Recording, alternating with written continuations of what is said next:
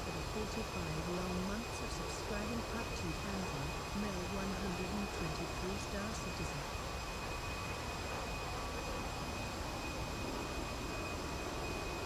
Nelson, thank you for the Tier 1 resub of 2000.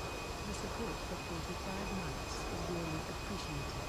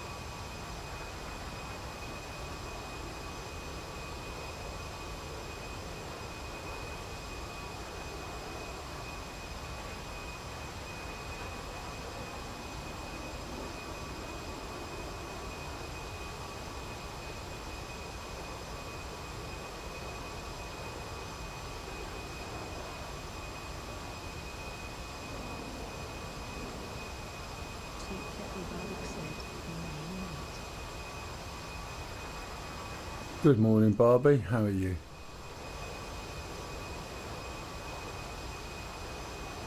You coming in to join in today?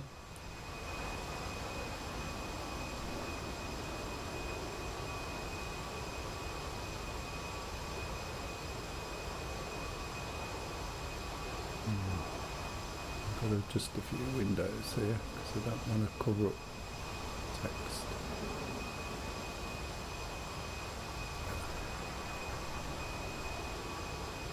How's things your end, Barbie?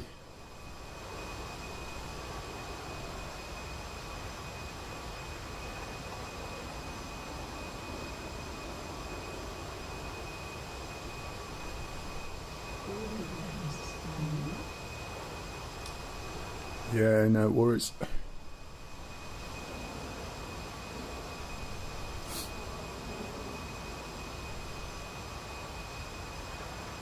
Going out today. You broke it.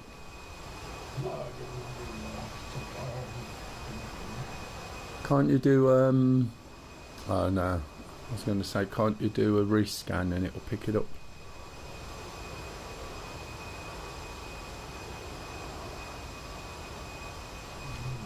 From the controls. So if you go to the controls page, there's a rescan. Hey CJ, thank you very much, matey.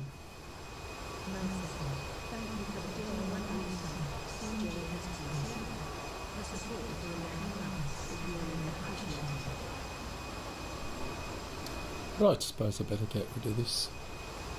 Make sure I'm in the right place.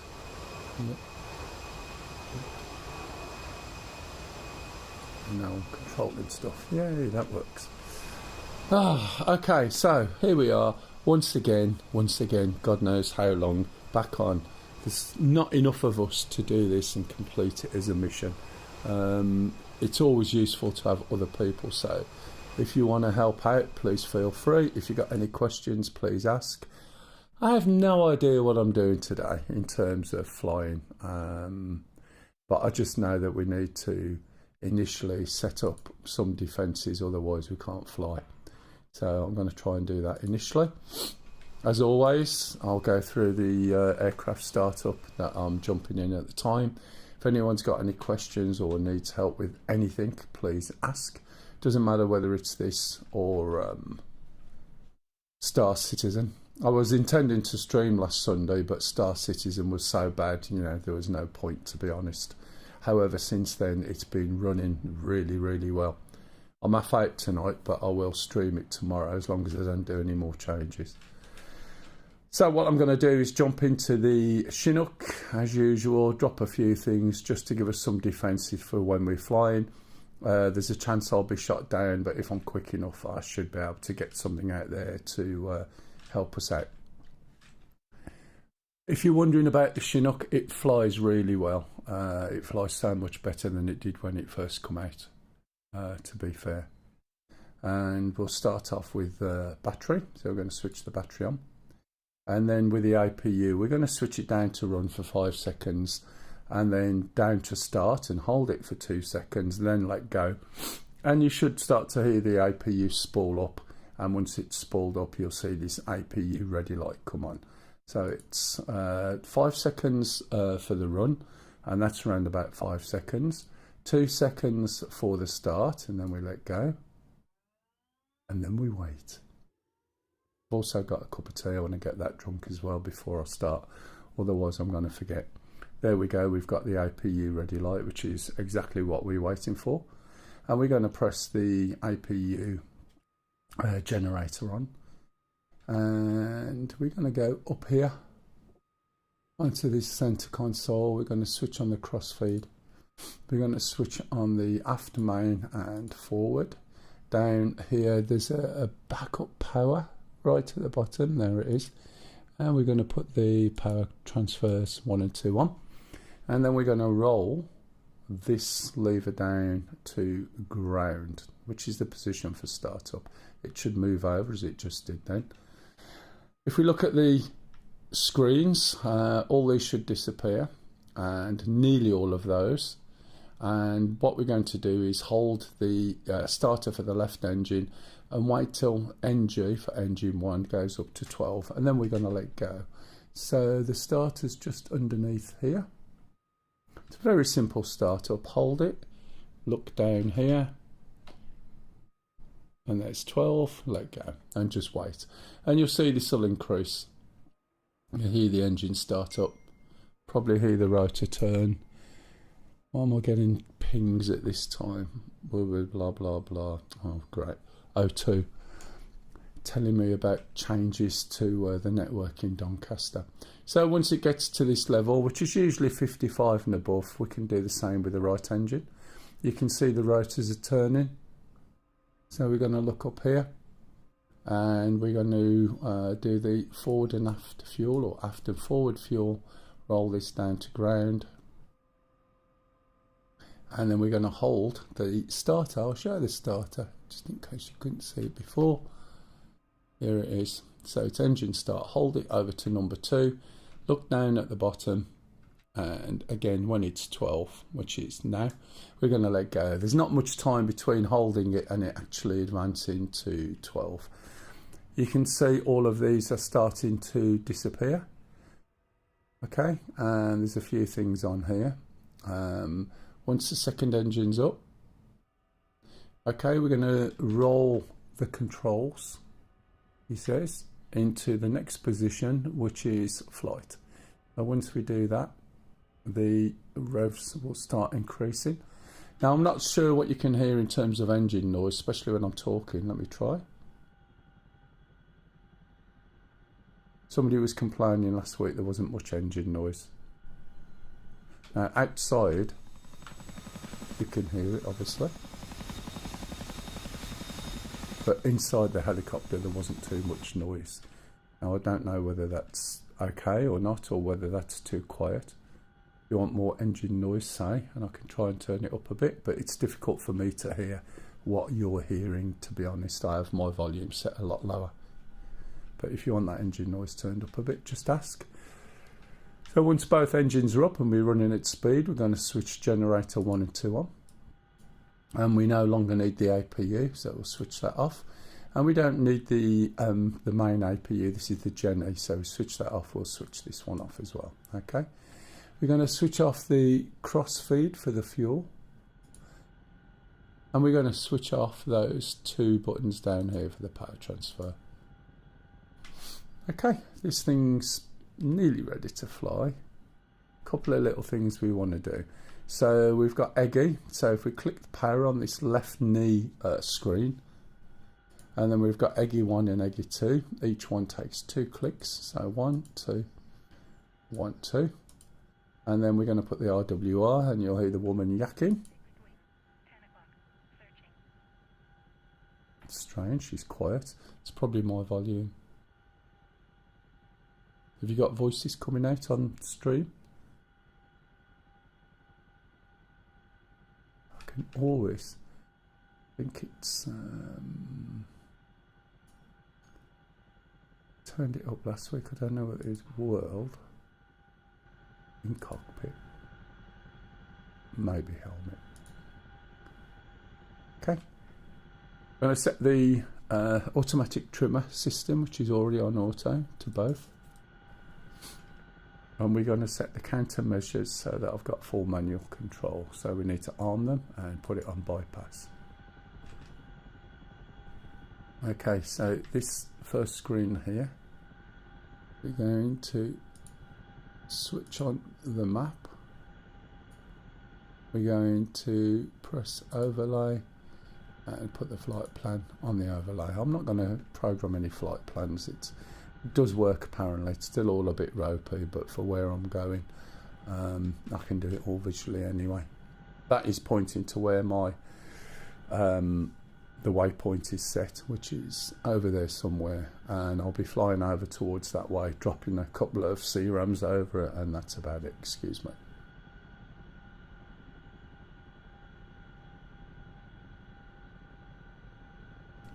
Right, I'll put my camera on now. Everything else has been sorted. It shouldn't be in the way, but if it is in the way, let me know. Try not to cough. Right, so just increase the collective.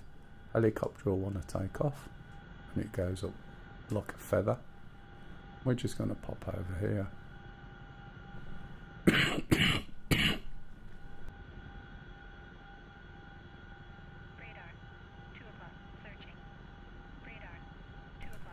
And we're going to load 3 defensive phalanxes, or the CRAMs.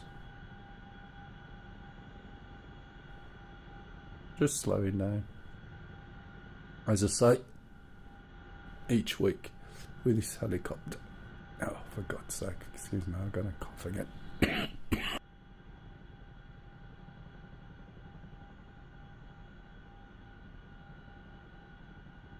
Blinky Bear said, "Good day, Mel." Hey Blinky, how are you? Welcome back to the stream. So with this helicopter, just don't get too complacent, because when you do, you'll drop out the sky. Not so much when you're flying, but when you're coming into land, it is heavy, and if you do it wrong, you'll just crash to the floor. More so when you've got weight. So let's see if I'm in the right place to load 3 phalanxes. So we're going to pick those up. So I'm 100 meters away. I need to move a bit closer. Doing all right, mate. Yeah, all good. What you been up to gaming wise?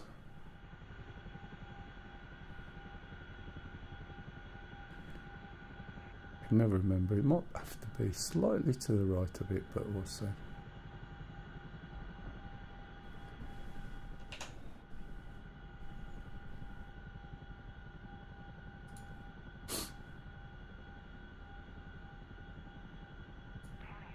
There we go. So we'll load 3 of those on and just go and drop them off. Try and give some sort of crossfire, so we've got some level of protection. You can see they're nearly 4,000 pounds in weight. 2.2. DCS. South in Texas CPG for a few hours. Otherwise schedule 1 and sorting our new stream stuff. Nearly there. Oh, nearly there.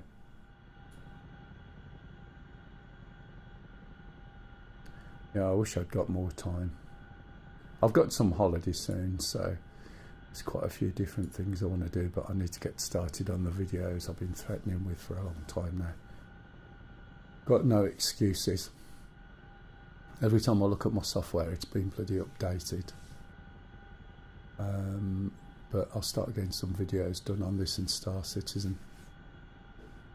And then when I stream it will make more sense, because it will basically follow the lines of the videos.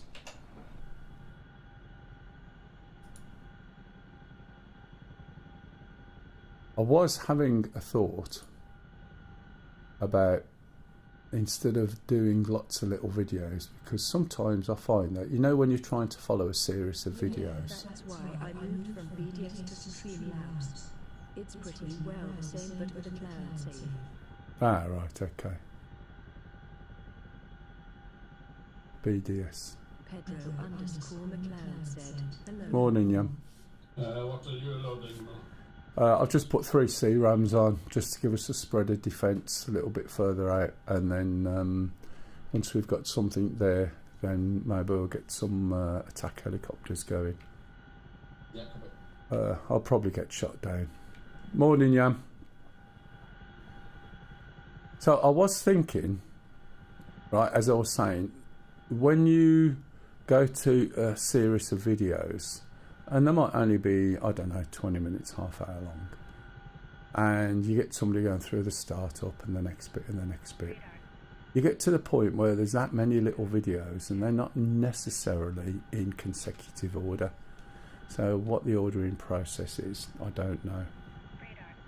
And I was thinking, I might just do one hit, for instance, with the A10C, all the way from startup, all the way through, all the way to firing Mavericks, all the way down to landing, and doing one massive video and putting chapters in and separating it out.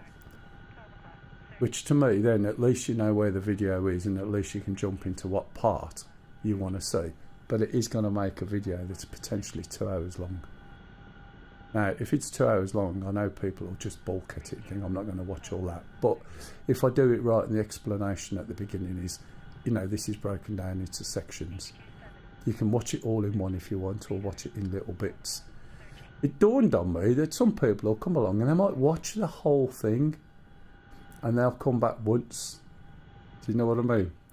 And I thought, I may do a whole video, this is the whole thing, with all the other information on and the supporting other information, because I want to put some animations in and stuff to explain certain features so people get a better understanding of it and how it works. And then cut it and then also do separate ones. I don't know. It's just, you know what it's like, you switch to a video, and if it's longer than a certain amount of time, I mean, I am that bad nowadays that I'll put something on I want to watch, and if the adverts look as though they're going to be too long, I've gone. That's what I was going to do. So I was going to do both options. So here's the full thing. And the reason is it will flow nice. And it's no different. You know, if you see me go through the startup, I can see what views are on there. And if anyone has got an interest, they will watch from start to finish. And it will be, you know, the same sort of stuff, but then it'll have different things on. So you'll have audio tracks without all the explanation of the startup, and audio tracks for various ways of doing things, so that people can then listen and just follow through. So you don't need me there to explain, look here, look here, look here, look here, look here. Do you know what I mean? Can someone click on the ban button for me on that?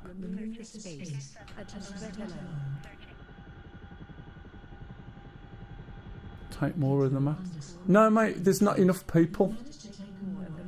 No, not at all. There's not enough people, right, to be able to do it. It's really bad, because there might be 3 or 4 of us flying, that's it. Oops, I've gone a little bit far here, but never mind. Let's turn around and go to the left. So we, you know, because we need to set up some sort of defences first, that's part of the time. And then we need to take out those helicopters. We get quite a bit. As default, this blocks inbuilt video ads and has a heap of options that settle it, just jump straight over them. Yeah, I know what you mean. I would have joined today, but I'm in France. I know you're away, matey. You should have just gone and bought a decent gaming laptop, and then you could have done it from... you could have stayed at work longer, used their network, and then joined in. It's very remiss, matey, and I'm not going to forget. How's it been this week? All good? Did you get nice weather as well yesterday? So this is where, bear in mind, I've just got 3 C-RAMs on here, right? And you saw they were just under £4,000 each. So I'm carrying £12,000 of additional weight. And this is where you're going to run into trouble. Yeah. It was yesterday, it was about 21. Pup's got snow. So he's just come on today and said some gibberish, and basically what he meant was it's snowing. With a Starbucks. With a Starbucks? Ah. No, no friend over there with you or anything, just you? You're not sitting in Paris by any chance? You haven't jumped on a train? Recently found the 103% near haven't come up with issues running it when overloaded in the... Recently found the 100... Oh, right. Oh, you just caught up, have you? No, I was laughing at Jam's comment. Oh, yeah. 9 beautiful women over here though. How's your French?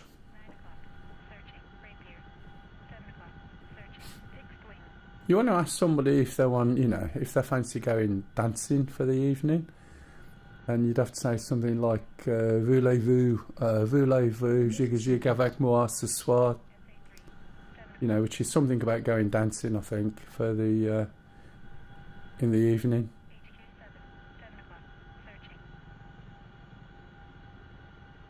Oh, right, okay. Just have to learn je ne sais pas, then je ne sais pas. Means I don't know. And I just put the back wheels down then, I didn't want to. Can hear the little woman in the background now. Just wanted to pop this here so it's more on the hillside, overlooking the plain behind me. So I don't want it here, I want to go just that little bit more. But I know there'll be an MI 28. Where he slaps a girl on the ass and asks her if she wants a curry. I'm interested though. Yeah, you probably will nowadays. Right, where am I? Okay, let's jump out. Let's get this out. If anyone's interested, this is also broadcast on YouTube in 4K at 60 FPS. If you look on there, you'll see it's a lot more detailed than the 1080p version. You'd think it would look the same, but it doesn't. Morning, Stu. Morning, everyone. Morning, Stu. I will be flying next week BTW. Are you coming back specially? It's all right, mate. You don't have to. You can have another week. No. I'll tell you what I'm running in 2 ticks. Let me just unpack that. Sorry, what was that, Stu? It's all good on YouTube. Oh, thanks. No, I'm using an LG 42C3, which is a TV, but the difference is it's OLED. It can be 120 FPS. That reminds me, I haven't got this on. I usually like this on so we can see what it's doing. It should come on in a minute. It'll run at 120 FPS. The grey to grey is 0.0 something, and the colours are absolutely gorgeous. Yeah, it's absolutely gorgeous monitors. 55 I find's a little bit too big for me, but I've got a boom. Where's my arm? Excuse me, 1 minute. I'm about 4 foot away from the monitor, so I've got that monitor, a couple of Asus monitors there. I've got an ultra wide over there on the left, because the way that I push out to YouTube, that's telling me what the data rate is, what the signal's like, how many missed frames. And just for reference, it has never dropped one single frame broadcasting to YouTube, and it's about 44 meg going out to YouTube, and the quality is superb. It really is. Yeah, the ultra wide. I have played it on the ultra wide. I had an ultra wide monitor when they first came out, so I've got an old LG one from over there, which was great, especially in Star Citizen. And then I've got a 4K monitor. I had a 2K monitor when they first come out, and then I had a 4K monitor. Well, one of the first 4K monitors when that come out. But as I get older, reading the text, especially some of the apps where you couldn't scale the GUID or the HUD. GUI even, sorry, not the GUID. That's a whole different ball game. Oh, I see. You're bringing support stuff, yeah? Yeah, but I'm on tops. Okie dokie. We could do with something to repair, because so far nothing has repaired. I need to check what it is we need. Yeah, I'm going to just pop this one not too far away, because sometimes we don't get that overlap. Well, we tried putting in the C beat into infant was to repair it. It just doesn't seem to work. It doesn't do anything. There's got to be something though, hasn't there?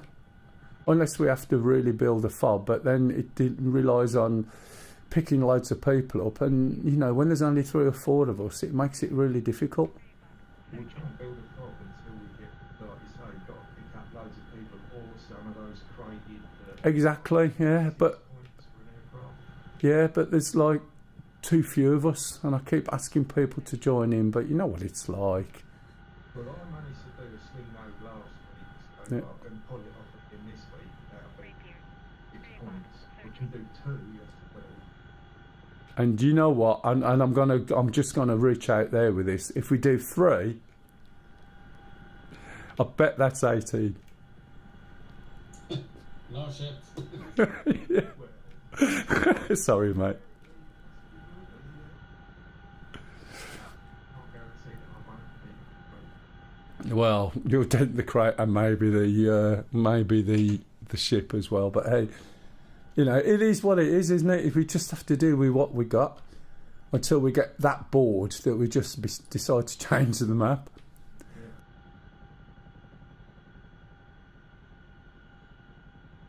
So if anyone wants to jump in, yeah, please jump in.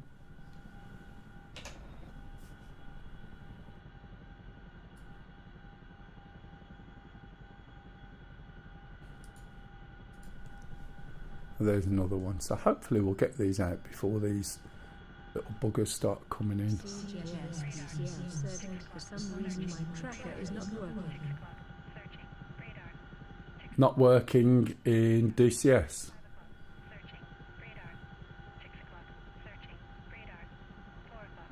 Or you mean not working outside of DCS?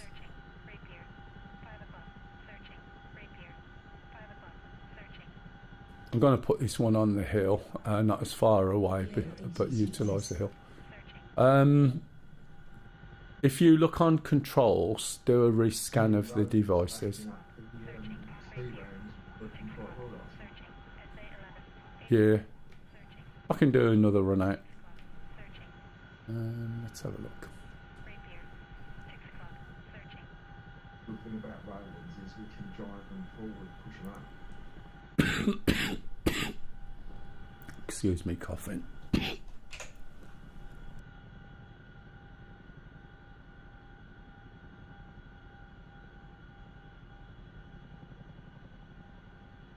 Sorry, with the weather being warm and my computer warming the room up slowly over time, it could be that I end up having a particularly coffee day. And as you can tell, my voice has gone back to hoarse again. Not as bad as it was last week, but it is getting hoarser and hoarser. I'll turn into a horse. That would be interesting. No, I'm not even going to go down there. My mind's raced ahead and I've stopped that one already. Right, okay, so let's go and get some roll-ins as well. So we've got three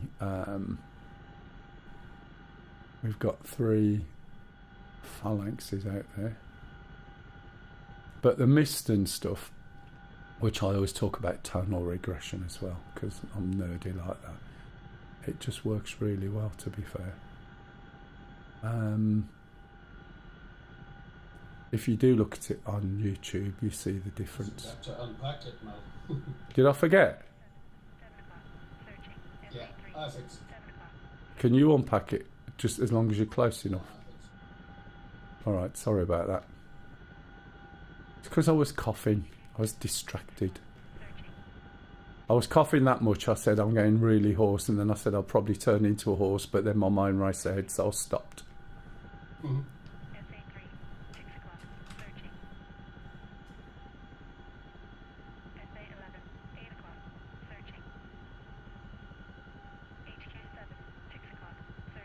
I'm going to have to drink I my... unpacked it. Thanks, matey. I'm going to have to drink my cup of tea in a minute.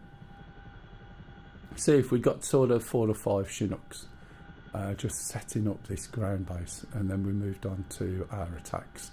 We've got somebody in the air, I think. The other person's decided to go off on holiday for 2 weeks, as you can see in chat. He's usually air to air, but he's getting very, you know, he's like nouveau riche, that's what it is. So he's sitting there going, ha, somewhere in France. Whereabouts are you, matey? To be honest, you're sitting outside enjoying a nice, whatever it was, watching me sitting on a bench. But from where?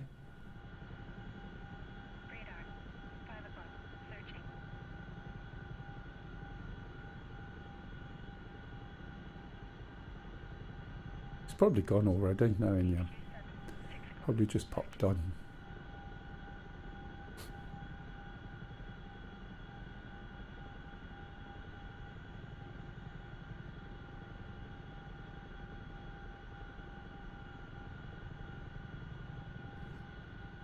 So, anyone do anything exciting this week?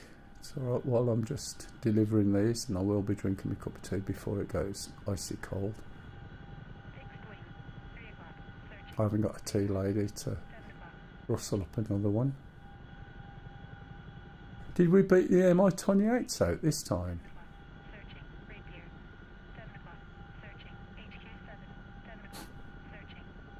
Yeah. Depends if the convoys have got the armoured convoy, because they come out to support 2 armoured convoys, don't they? All I know is usually when we try and do anything, they're there.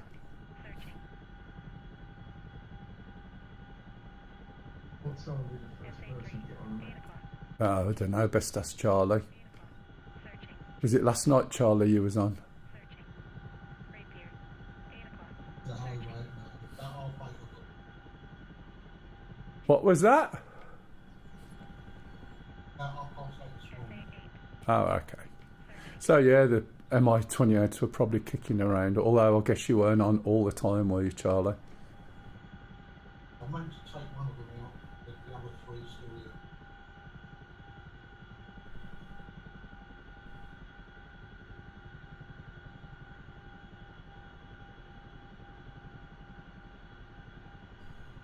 Can you hear that jingling in the background? Someone's got some wind chimes out in the garden, and it's quite windy at the moment. And sometimes they're just clanging around. It's quite funny. They are quite nice to listen to, I think, you know, add to the chilled sort of atmosphere.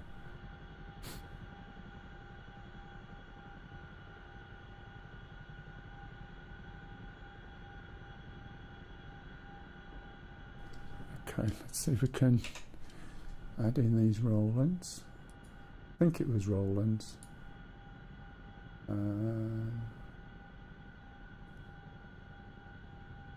It was Rolands, wasn't it, you wanted? Yeah. Yes, please. Right, get my cup of tea while I'm at it. I'll pause the head tracking, otherwise it'll go bananas because of my cup.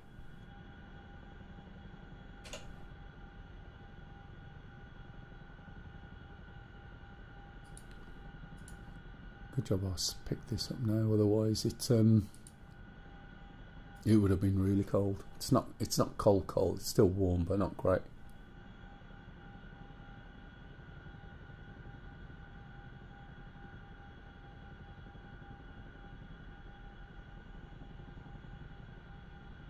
I tell you what, down by me today, when I had to pop out this morning go shopping after I dropped the other half off, it was 4 degrees and really windy, and I must admit it was pretty damn cold as well. Which I can understand why Pup's got snow, because the country that Pup comes from is snow like, I don't know, 9/12 of the year probably.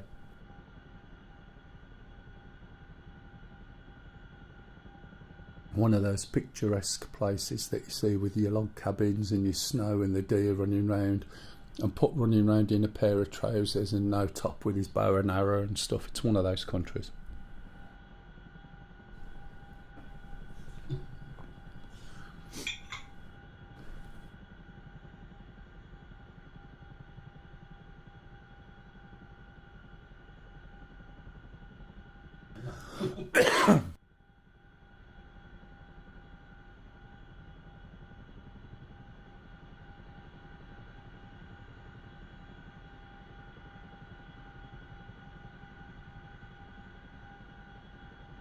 Radar, 11 o'clock, searching. Radar, 11 o'clock, searching.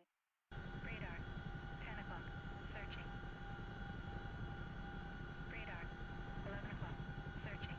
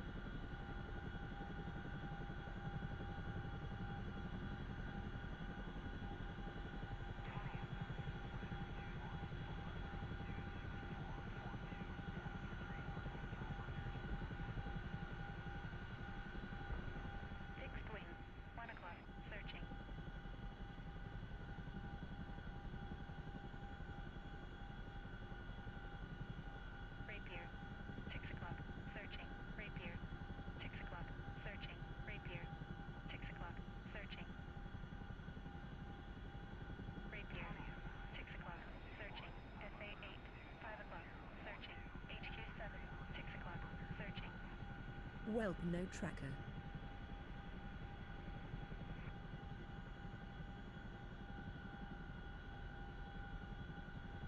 Roland. 6 o'clock. Searching. Ill, try join next time. Radar. 6 o'clock. Searching. Roland. 7 o'clock. Searching. Rapier. 5 o'clock. Searching. Rapier. 5 o'clock. Searching. HQ 7. 6 o'clock. Searching. SA 11. 7 o'clock. Searching. Radar. 5 o'clock. Searching. Roland. 6 o'clock. Searching. HQ 7. 5 o'clock. Searching.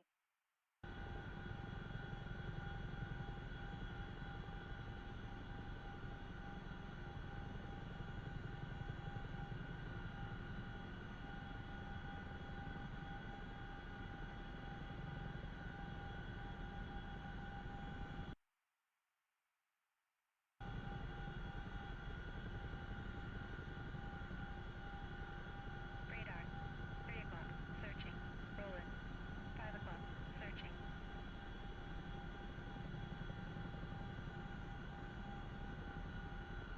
Roland. 5 o'clock. Searching.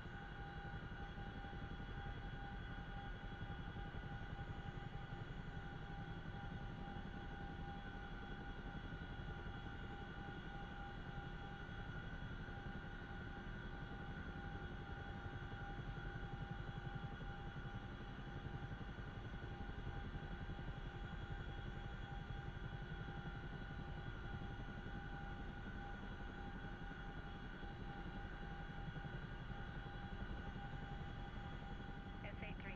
6 o'clock. Searching. Roland. 7 o'clock. Searching.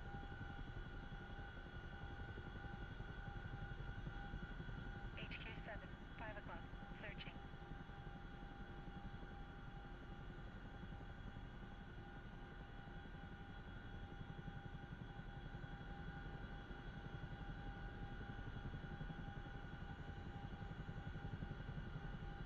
Fixed wing. 4 o'clock.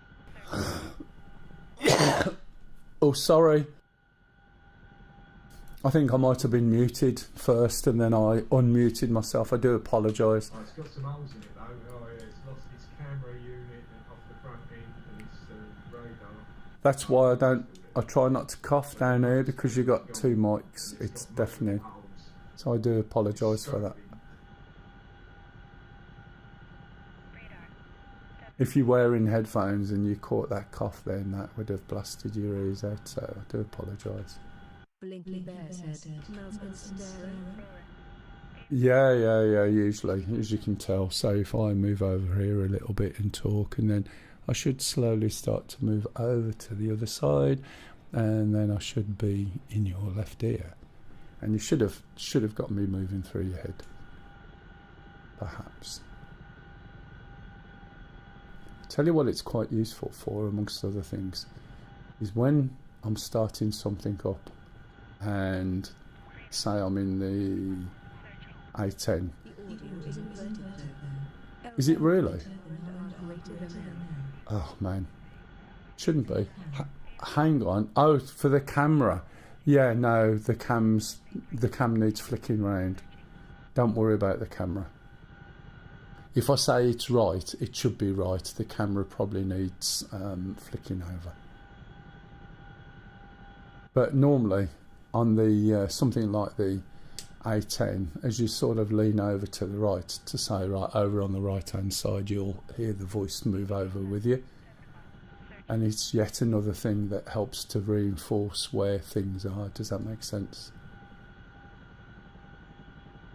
They're not all random things. There's a little bit of thought gone into this. The thing is, I've also got a filter. Is that the right word? So that as soon as I stop, the audio just drops on my side, and when I'm talking, there's ducking on the other. I can get away with a bit, but it means it doesn't pick up the really, really quiet stuff. So it's nearly ASMR, but I'd have to switch the other thing down. And then you'd hear like washing machines and stuff going on downstairs because the mics are quite sensitive.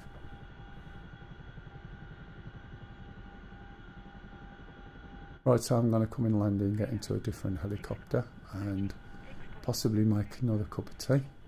So I'm sure as I go talking and my throat will get worse, but try and deal with that. Yeah, I've got to get some more coffee. Yeah, keep it lubricated, always helps.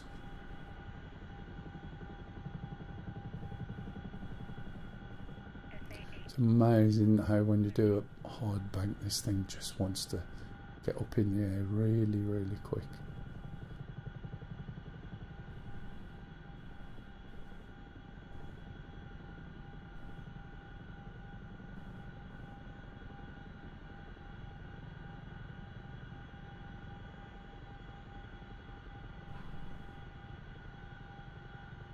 It's floating. Apparently its flight model is on the cards for an improvement. Oh yeah, definitely. It's not great, but compared to what it used to be before they started putting this trimming system in, the controls were about 180 degree from the movement. So when it first came out, you got it to move, but while it was moving forward, you're moving the stick so far back, and it was really, really difficult. You know, you got so much lag. Now I know helicopters in real life there is an amount of lag, but not that much. I also know this is heavy, and just putting the trimmer in helped. And it's spawning the Mi-28s at the other end of the airfield now as well. yeah, Charlie will take care of them when he's not too busy avoiding the floor. Yeah, they're not spawning near the houses anymore. Oh, that's interesting. Yeah, I don't know whether that was like, whether there's some dynamic going on or There could be. it could be that this one just landed. Now it's starting its engine up, so it has spawned on a little dirt road next to the refueling compound. Oh, that's quite good, isn't it? Well, quite good in the logic of it rather than necessarily quite good from our point of view. Oh, absolutely, yeah. Right, okay, let's go and... So you can put down a spawn point an area. I think this will be Charlie. I think... Is it? No, that's not Charlie. It's an F-16, isn't it? Is that an F-16?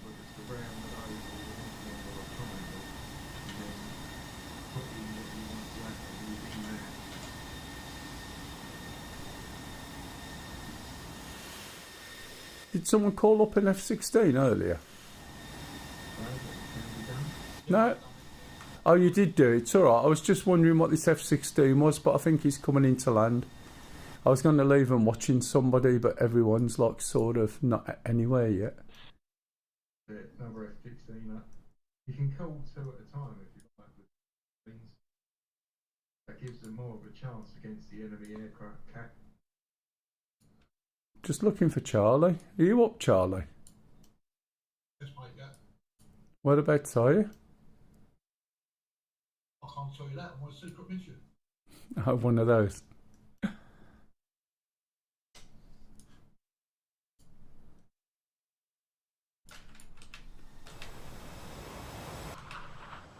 Ah, found you. Right, I'm leaving everyone watching you while I make a drink. So if she says pull up, pull up. Alright, I'll be back in a minute, guys. Guys and girls, sorry. I do apologise.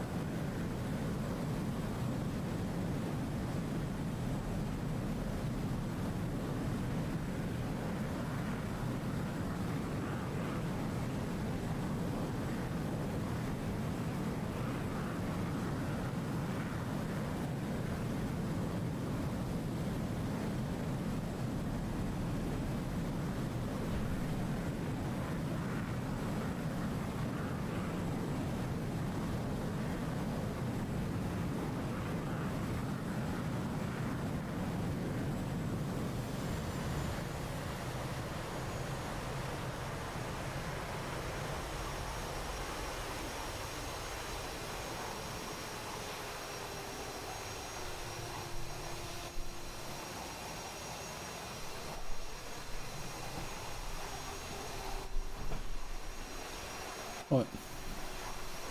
Are you crashing?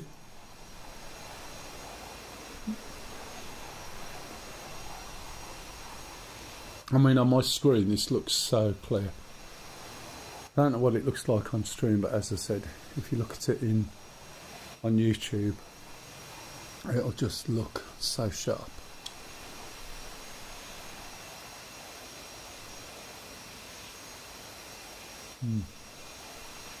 I think he's coming into land by the looks of it.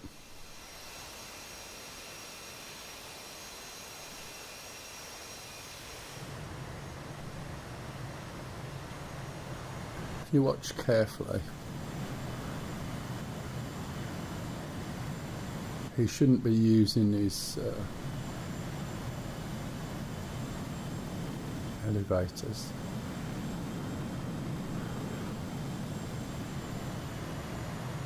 I think he is. Charlie, were you doing an on-speed landing then? Assuming it's Charlie. I don't think that was solid. Wasn't that? It's Barbie. Yeah. I do apologise, Barbie. I thought it was Charlie. Oh well, never mind.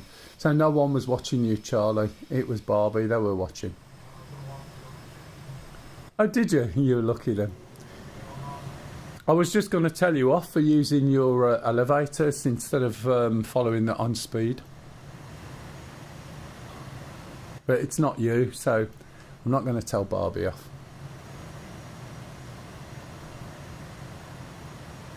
Right, okay. Sitting here in the Apache, looking behind us for some unknown reason. Oh, that one. Okay, there we go. If anyone's got any questions, please ask, as always. You'd think I'd know this by now, but no. Still stuff that I need to learn, and not enough time.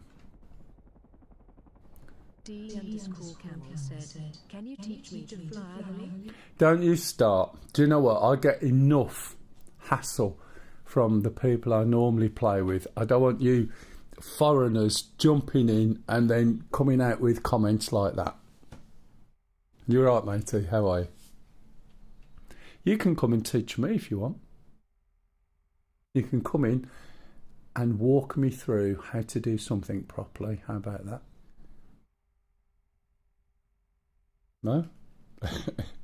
Now you're gone quiet.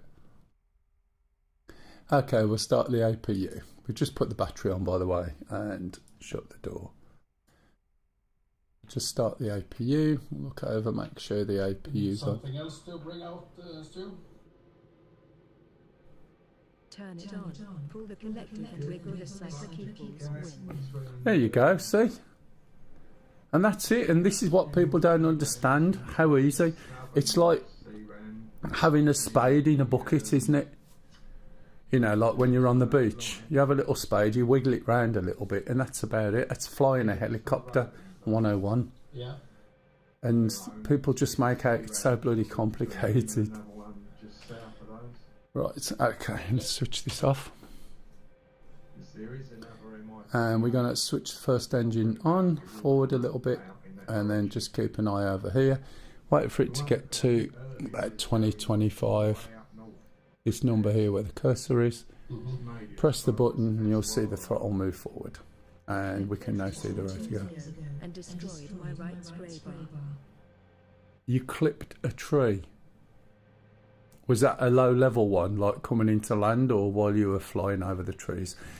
Because without stating the obvious, that's not a great thing, is it really? It's a squirrel, as we call it. Were you all right? I bet you was, or is that something you do often? So I assume you were crop spraying, but you caught a tree. Because the last thing you want to do is catch a tree, is it really?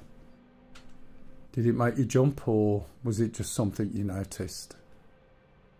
I just wondered what you felt, that's all. Do you know what I mean? Was going up for a still turn at the end of a run and never quite gave it enough.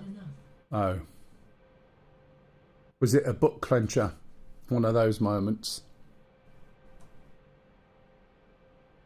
Just waiting for this to get down below 70, which it has done. So we're going to do the second engine. And again, we're going to wait for this to get back down below 70 before we push both throttles up. Let's just say I'm glad I went to the toilet that morning. Yeah, no, I thought it would be, mate, because I know it's not going to be something you want to do, and the realisation of what you've done is also the bit that gets to you if you stop and think about it. Morning, Stingy, but that's not the time to stop and think about it, is it? Get down and then worry about it. So you won't be doing that again for a while, I guess, mister. I was wondering whether you were coming today or you've been cutting the grass. No, I did that last week. Ah. You had your bacon sandwich yet? No, just toast. Right, okay, now that this is come down below 70, we're going to push both throttles forward. Yeah, I could imagine, mate. That is not a good thing to do. And unfortunately, that's it, isn't it? Sometimes, you know what you're doing inside out, and then there's just something daft grabs you when you least expect it. Had you got anyone with you?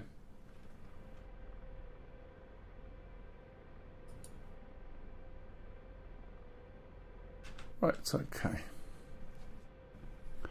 What we're going to do now is put this back on, and let's go into a position that's quite... I mean, it happens. We are usually that close to the limit of doing the job that it's going to happen eventually. Yeah, but it's still, something you'd rather not happen, isn't it? Where am I? Align me that knob there, that'll do. Right, what I'm going to do now, the trouble is I'll move, and who can read this? We need the extra weight for spray. No, that's fair enough. And how many people were spraying, or was it just yourself? You see, I can't read this stuff, and this is the biggest problem. Just myself. Oh, right. So, what I was going to say, oh yeah. So basically, I've got to switch on these lights, but the trouble is you can't read stuff here. And that makes it really difficult, because the only way I can read it is if I zoom in, which means I'm changing where my view is all the time. So it does make this a little bit ironical, I guess. But anyway, I'm going to turn this up when I can stop. I'm going to turn this up now. And this is one of the first things you should actually turn when you start up. And what that does is gives you the concentric circles once you go into this mode. As you saw, there were no concentric circles. And that's because I hadn't turned it up, which was intentional to show you why it wasn't there. So I'm going to look down, align the center with that, and let me move my glasses, otherwise I'm looking over them.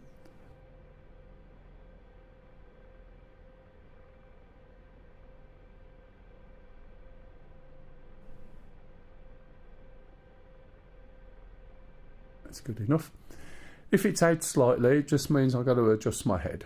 Okay, now on doing that, I'm now going to pause this, switch that off, and move around. And it's sort of, as I said, it makes a bit of mockery of it, really. But I can't read the stuff. So what I need to do now is, let's go onto here, let's go show. We're going to want to see where the co-pilot gun is looking. On the threats, we want to see where the threats are.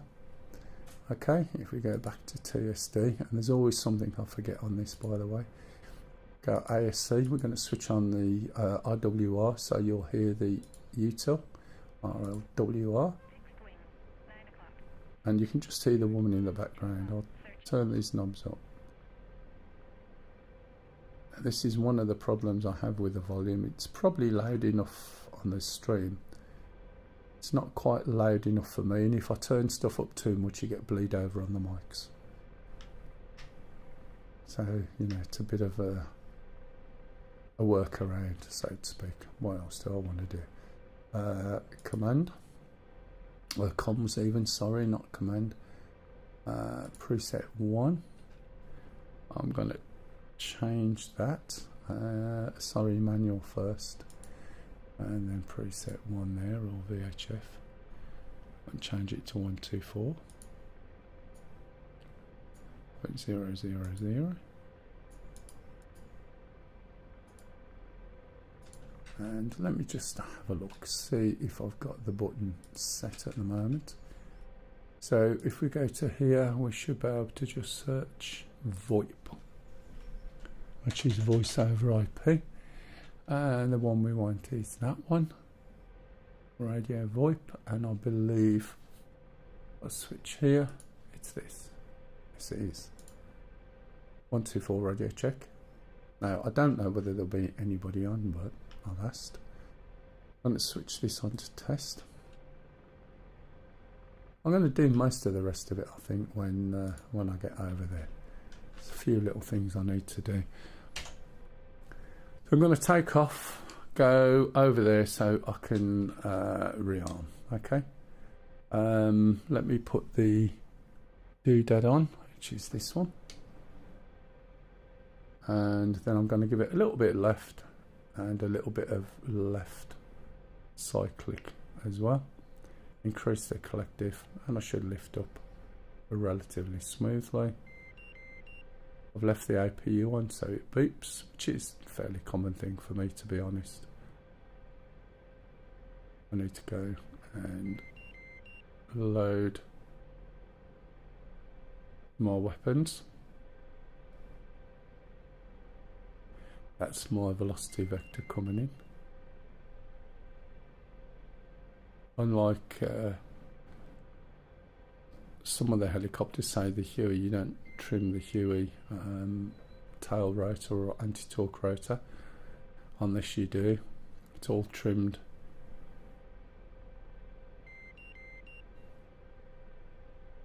So that's something you have to be aware of as well. You'll see that in a minute when we start talking about the trimming and the controls as we go through.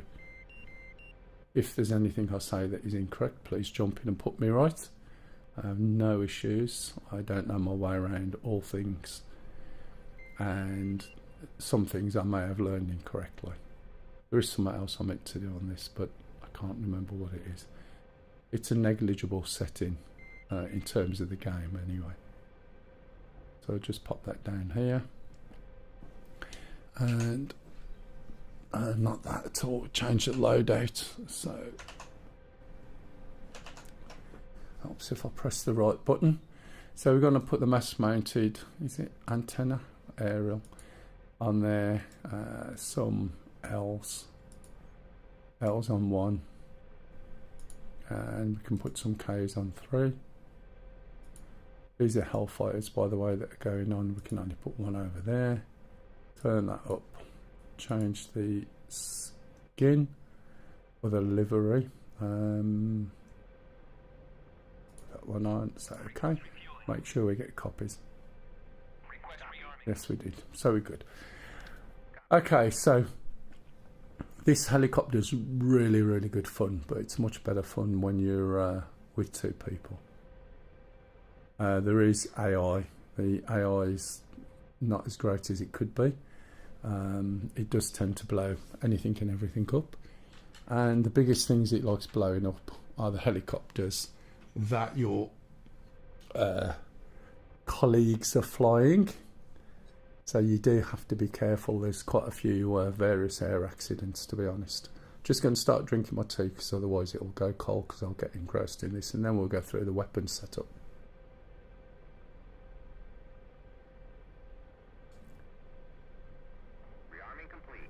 And that's Stingy over there coming in.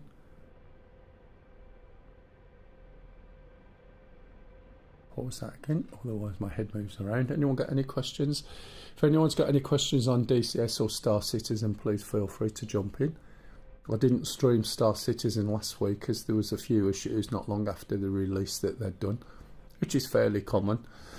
The biggest problem when they do a release is there's never enough people on the PTU, because people won't go on the PTU because A, anything that you do doesn't count towards your account, and B, there's bugs in it, which is what it's there for. So you report the bugs or you back up the bugs that are there. So there's not enough people on, so when they release it, then everyone moans that there's problems. Well, yeah, you haven't got the numbers to do the testing you need, so you're going to have to put up with it. And after a few days, they fixed it. They put a hot fix out, and it's been working really, really well. So tomorrow, with a bit of luck, I'll do a few hours stream of Star Citizen and see how it goes. Hey, Flight Sim Pro.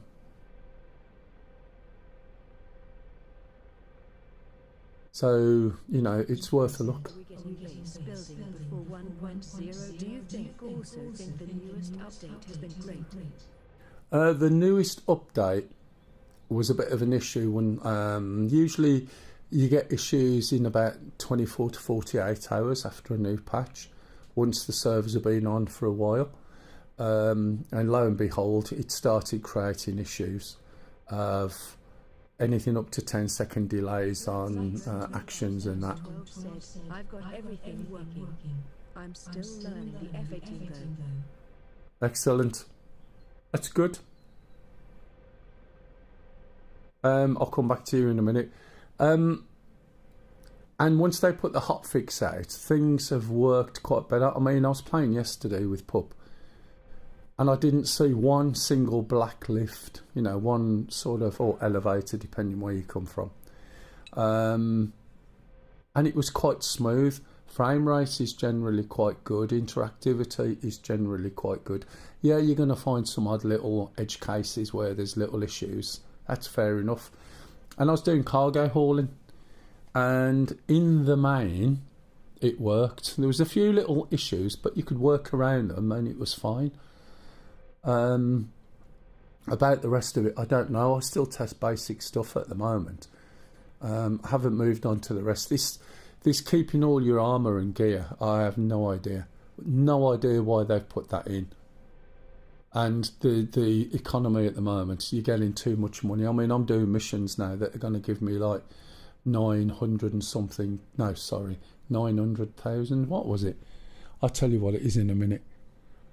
Sorry, 698,000 a mission.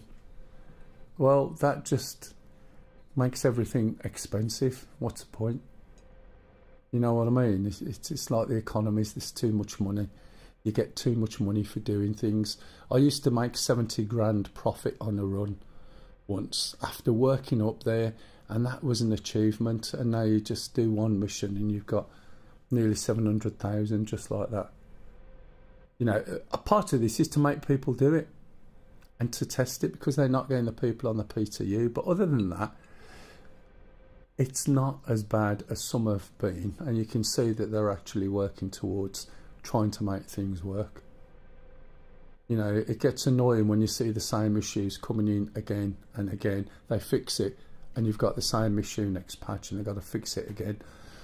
And that implies that when they branch off onto another thing, they fix the one that they've got, but the branch they're working on hasn't had that fix applied, so therefore it needs applying and then the updates. But it doesn't seem to work like that. It seems as though once they've branched off, you know, that fault follows the branch until someone goes back and fixes it. However, you just have to get your head in the right place and not get too worried about it and just plod on. Hooray! I wondered where you were. How are you, Kev? And have you got internet at last or not? The support for 78 months is really appreciated. Well, I am finishing this too because I'm enjoying this one. The last one went a bit cool. Now just bear with. Now, if anyone's thinking of going into Star Citizen, now's the time, because you will get a couple of weeks out of it where it's really good for $45. It's neither here nor there, irrespective of the rest. Still no internet. What are they playing at? Have they give you a reason yet? Because when mine got delayed by a couple of days, I asked and they told me what the problem was, and then I sent out a team to fix the problem, and that was that. Still only took sort of 2 weeks. But that's a nonsense, mate.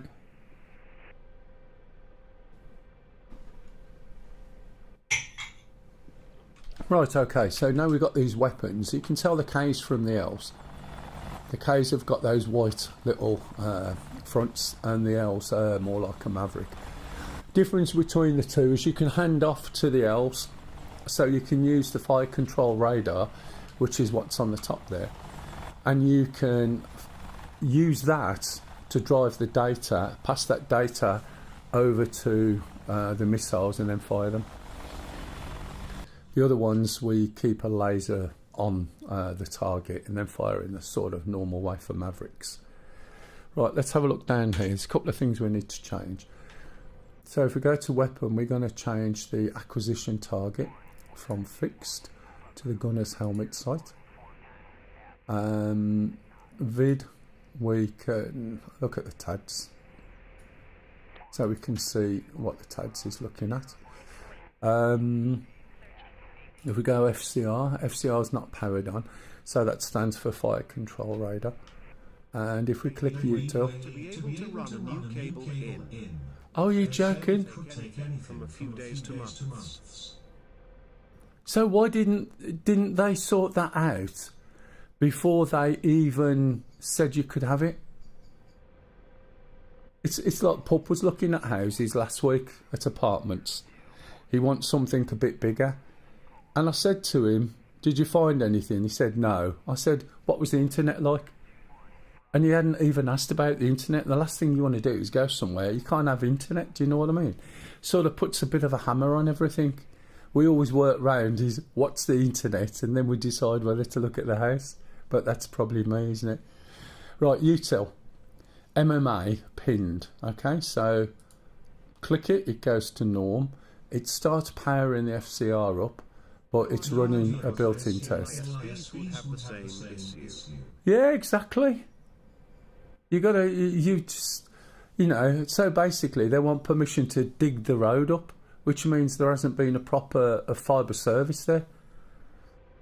And then we're going to click that one there. And then it's all ready to use. One thing we've got to do is select it, okay? When we select it, there's a little button down here that moves, but you can't click it. So you're going to have to set something on your controls. For instance, you'll see it switch on the screen and you'll see the little hat move there.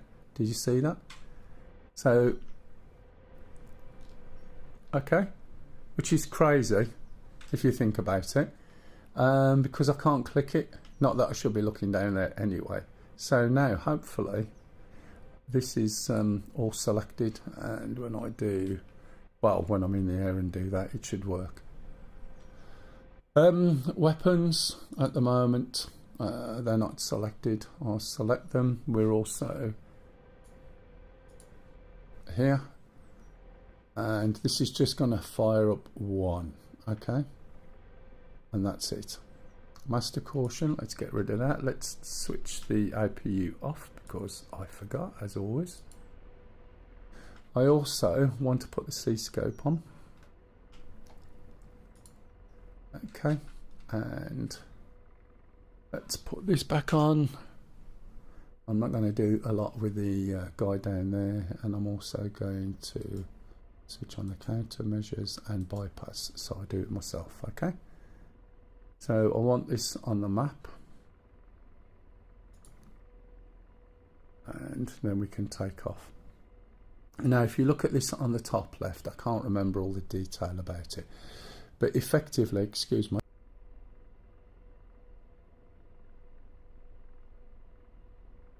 effectively the trimming works a little bit like the Shark.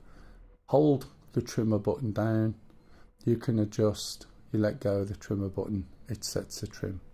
The difference is that the authority that the Shark has is 20% control authority, whereas this has a different authority depending on the axis. And I always forget, I don't actually know the numbers, although for some reason I got 4 and 6% in my head. 4% on the rotation and 6% on the pitch. That's all I know. Okay? Yeah. So, we can take off. A little bit of left, a little bit more left rudder. Just got to watch that torque. I'm over torquing at the moment. Probably a little bit heavy. And let's get a bit of movement. That will induce lift. I'm going to hold the trimmer down now. Still a little bit heavy on the collective. Should have gone up a little bit smoother perhaps. We can see where our heading is, which is over here. Radar. 12 o'clock. Searching. Okay, now if I let go, and then I'll take my hands and feet off, the helicopter is going to go where the trimmer is. And you can see in the top the trimmer set. Okay, so the trimmer will hold, but a lot less authority than the shark. So if I move the rudder over to the right, you can see an asterisk, and if I move the collective forward, you can see an asterisk. So those are the points at which it's trimmed. In addition, you can also add in attitude. Now, if we're going faster than 40 kilometers, the helicopter is assuming that we just want the attitude trimmed. Okay, so I've just done that. And what that's going to do is hold the, think of the stance. So if you've got the helicopter, it's the angle it's flying and how it's sitting, right? Or its attitude, which is the proper term for it. We can also trim the altitude, and I can put a box around that, and you'll see that in a minute once I move it so it's flying a little bit more level. 12 o'clock. Searching. And it is very sensitive on the controls. Okay, I'm just increasing the collective. I really should pull back a little bit as well, to be honest, otherwise I'm going to be overdoing this a little bit. 12 o'clock. Searching. Let's get a bit more speed up. But then we can trim the altitude, and it'll hold for a bit, but you'll hear beeps as it drops out of being able to hold. I've forgotten the name of the mechanism that it uses. Stiff blown up, and now it's time for a bacon sarnie. Oh, fair enough. But you'll hear a beep, and I can't remember the bloody technical names, but if you look on the left, you can see the indicators have changed. And this is really not as stable as it should be just yet. If you're going less than 40, by the way, it assumes you want to hover, so it'll try and put you into a hover as well. But it should just sort of go to where the attitude set and the hood is set. You can independently reset altitude hold and the attitude hold. And again, as I said, if we're going round, say, and we've got some roll on, not deodorant, and I let go, you'll see the helicopter just carries on, going round and round, just like the shark does, okay, to some degree. But it doesn't have so much control. I'm surprised it's actually stopped. And it's going to crash now. Look, shit, come on, get out of it. Nope, can't get out of it. Once it starts to drop a little bit too much and you start increasing the collective too much, you'll see it really running up over 100. And as it starts going over 100, what's going to start happening is the RPM is going to start going too fast. And the way it deals with the RPM is that it says, you're going over the RPM, I'm going to reduce the RPM. So it reduces the RPM. And because it reduces the RPM, you start to lose tail rotor effectiveness at first. And then you'll find it starts to sink by itself, which is going into a VRS. That was my fault, that was. It didn't feel right either, to be honest. But no worries, I'll go in. I won't go through the whole startup again. Oh, it's still flying, isn't it, more or less? And then we'll go from there. I should really have been going just a little bit quicker. Give it a little bit more lift, I'm guessing. Must admit though, having no internet and no TV, I've certainly got lots of stuff done in the evenings. Yeah, that's fair enough, to be honest. You know, there's other little things that you want to do. No doubt you've gone through all your joysticks and everything and stripped them and cleaned them and put them all back together again so they're all ready for when you get going, I guess. Or was that not one of your priorities? If you've just joined, I'm just starting this up again, by the way. I've gone through the startup, but if you've got any questions, please ask.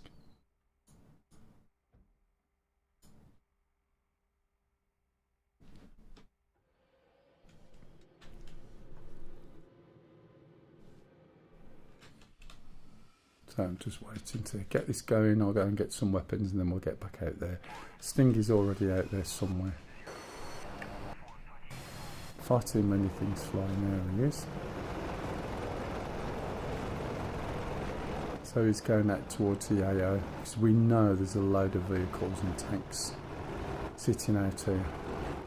This is quite undulating as well, and some of them will be tucked away. That's what he's going to do.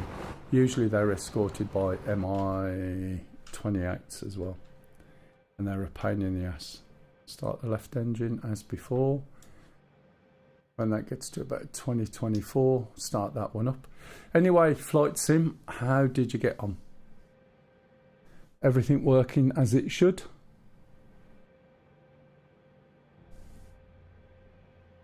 See the rotor turning now. And then we'll just wait for this to be below that oil pressure there, below 70, before we start the next engine.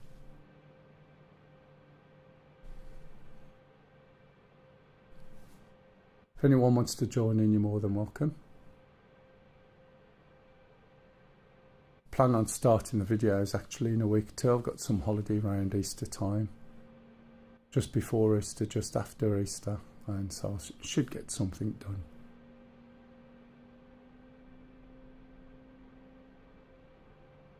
Okay, that's off. Let's do the right one.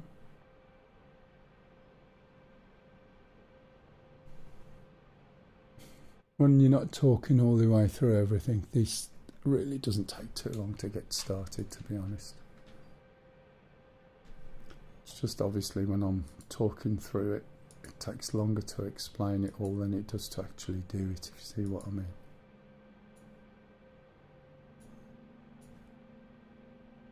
How's work, Kev? Still working on the same thing as you was a couple of weeks ago, no doubt?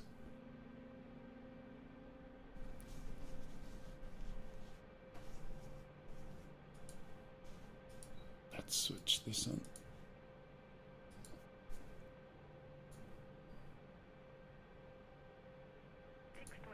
Even reading it from here, you know, is a little bit awkward for me, to be honest.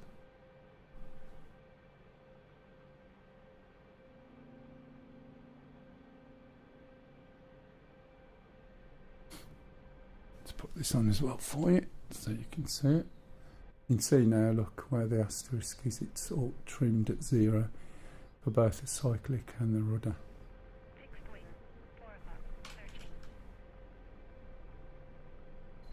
Okay, that's up. Turn the radios up.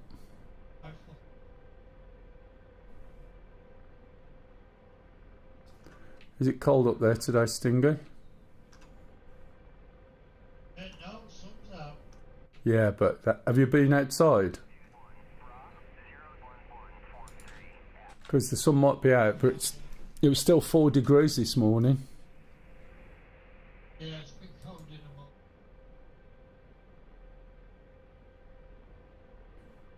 I was quite surprised the other day. I come up and it was dark, got into the office and the sun was coming up and it was all nice and light and bright, and next thing you know you've got fog everywhere. Probably on Tuesday. Yeah, it's been steered. It was just bizarre. It was so bright and sunny, it just suddenly appeared. What are you, please? Bloody up north, mate. Winter's coming. I mean, in the heights. Yeah, I know. Going up towards you is uphill virtually all the way. Apart from the M18 where it's a little bit more level, but coming up all the way up the A38 up the M1 is basically you're just going uphill so much. And you don't realise it. Right, okay. Let's have a look. Let's align that in a minute. Let's just jump over here and Ah, APU still on, isn't it? I remembered that time. You still having to watch on your tablet, Kev? Rotor RPM high. I'm going a little bit easier then. It didn't like the speed at which I moved that. So now we're only just hitting the 60s to move and take off.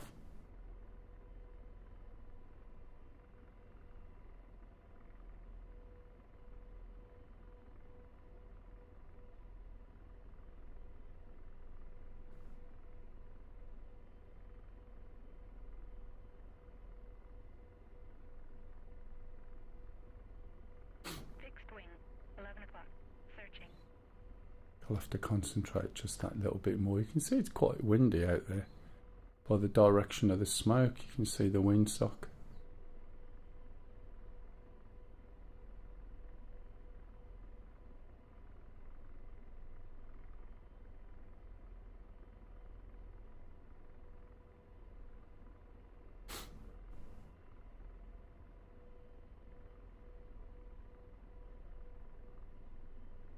Is Flight Sim guy still here, or did he just pop in and disappear? I think he might have disappeared again. Searching. It's getting to that time of year really where everybody will start doing stuff.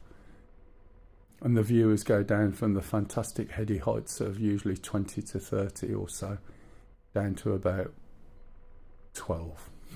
But it doesn't matter, I'll still carry on doing it. Either way. This is my flying day or my flying few hours, so I'll be doing it either way, so it doesn't really matter.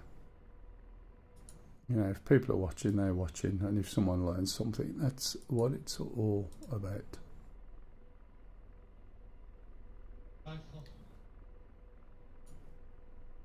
Again, make sure we get a copy. Change the skin.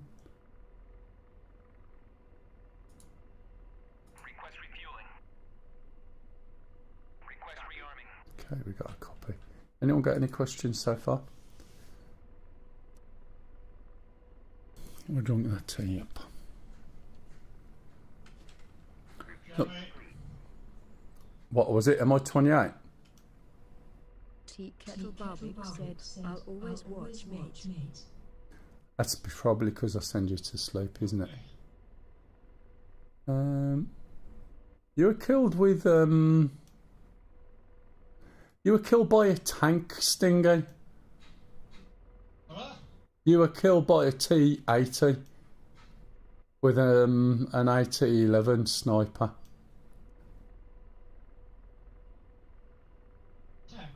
Yeah, that's what I mean. And you're just sitting too still all the time, and all they got to do is point and they'll get you.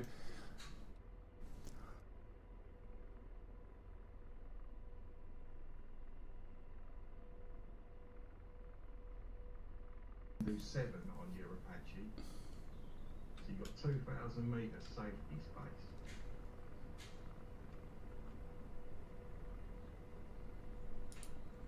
Right, that's done, that's done, that's done, that's done, that's done, that's done. Alignment. Is to wait while they're on my scanner before I can even do all. Yeah, it's some of them are in sort of dips and depressions, to be honest, and it's quite difficult. You know they're there, but you don't know they're there until you're too close sometimes. So I'd rather just go up a bit higher. I turn that on then? No. Oh, bloody glasses. Back into it. Yeah, TeamSpeak. Right, that's better. Went all weird. Are you in occupation? I was still waiting for the game to start. TeamSpeak was.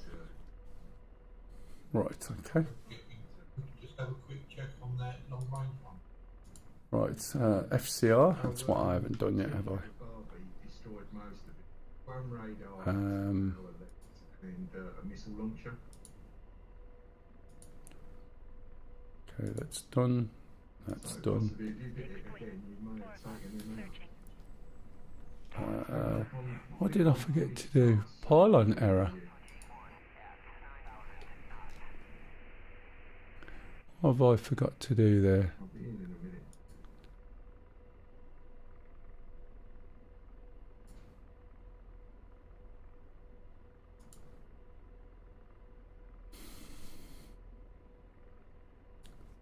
There we go. 4 o'clock. Searching. See scope. Right, we should be okay. Something down there shooting. There we go. I don't know what it is. Let's go and have a look then, shall we? Yeah, there's one missile launcher left. There you go. A bit smoother now, so I'm not going into the Radar tower. into the over RPM, and then we'll go and have a little look, see what we can see. So we've got friendlies obviously here, which we should pick up at some point soon. Radar. 1 o'clock. Searching. One radio Radar. tower. 1 o'clock. Searching. One I missile can't even hear this person and the, telling me where there's stuff going on. Also, I haven't switched this on yet. Let me switch that It's to really strange, 'cause when I flew over just 1 o'clock. off there, before you backed up, on there. Searching. I took that M tower out, and there was like 3 launchers and the truck. Took 2 launchers out. SA-15. I'm sure I got the third one as well. Did I turn these up? 4 Well, o'clock. I'm looking at it. I think so, yeah. You can see 4 o'clock. the Tracking. tallest tower SA-3. is 1 still o'clock. intact, Searching. still painted green. SA-3. Oh, straight. I'll have to come back, mate. And yeah, the launcher, there's a launcher still alive, and I'm not sure it's a command vehicle. Trim that a bit. Actually. Radar. 1 o'clock. Searching. Fixed wing. Don't want to get too close. Still intact as well. 3 o'clock. Tracking. Fixed wing. 9 o'clock. So I've got it set to single scan. 1 o'clock. Searching. Who's the helicopter we got out there? Is that you, pup? Still? You're still in a Chinook? SA-15. Yeah. 1 o'clock. Searching. I'm trying to sling some containers back, but Fixed wing. I dropped the first one. SA-3. Yeah, 1 it's o'clock. Searching. SA-3. 1 o'clock. got Searching. so slow, like 30 knots otherwise it starts swinging about. Yeah. And then that's breaks not- loose, does it? 1 o'clock. Searching. Radar. 1 It's o'clock. strange though, Searching. it's like the character, the voice 1 o'clock. says Searching. Rolling. the load is 1 swinging, o'clock. Searching. turn. Radar. Then 1 o'clock. Searching. next thing he Radar. says the load is 1 o'clock. hanging. Searching. SA-3. Yeah. 1 o'clock. Searching. I'm going to have to ask Stu, what accent is it that they do it in? 1 No o'clock. idea. Searching. I Rolling. mean, I assume 1 o'clock. that the first Searching. time I heard that voice, you are a pilot in the Greek Air Force.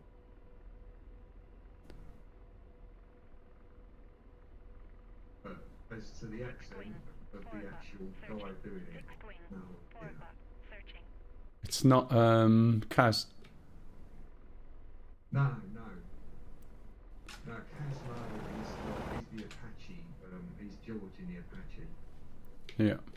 The SA-15. co-pilot 1 o'clock. in Searching. all the missions that come with the Huey campaigns is always SA-3. the same 1 guy who o'clock. does Searching. Besta. Rolling. 1 o'clock. Searching. I forget his name. Yeah. Fixed. It's not tricky, is it? I forget who it is. If it was tricky, it'd be Screamer. That's all it does, isn't it? Every third word is a girly scream. Rolling. 1 o'clock. Searching. Rolling. 12 o'clock. No, Searching. it's Rapier. Grey Wolf. 1 o'clock. Searching. I don't know, Grey Wolf. Yeah, I know that he works with DCS for Eagle Dynamics. I know the guy who does those bloody, monologues. He just talks too slow, doesn't he? And too, I don't know, too staccatoed. Searching. Needs speeding up a bit. I can see you having fun over there, Pop. Searching. Rolling. 2 o'clock. Searching. Rolling. 2 o'clock. Searching. I'm going to start slowing down. We should have CRAM out here. And various other targets. SA-3. 2 o'clock. And there's going to be... Do you mean Nick Gray when he's talking? Yeah. He's like sort of tries to make it dramatic. He's got the right pitch, but oh my God, he's very difficult. He talks too slow and too punctuated, do you know what I mean? Every word. Yeah, perhaps he's trying to overcome an accent, British accent. Like Thatcher used to. You were trying to overcome a Grimsby accent. I can understand that, but you know, having a British accent, SAS accent is fine as long as it's not like broad Cockney or something, you know, or North Yorkshire. Do you know what I mean? Or broad yam, because nobody will understand. But Or Geordie. yeah. Can you imagine having a Geordie co-pilot? That'd be hilarious. Pretty good, actually, isn't it? I like it. They should have Geordie newsreaders on the telly.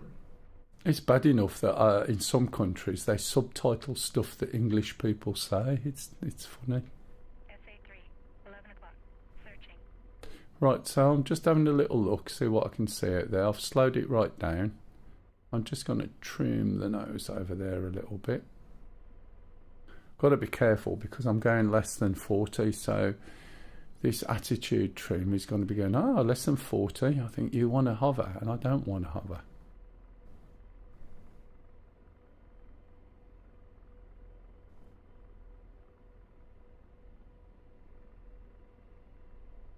I'll mark those static tanks out in the fields so you know where they are and not where you want to be to shoot them. Right, yeah, I'm en route by the looks of it already, aren't I?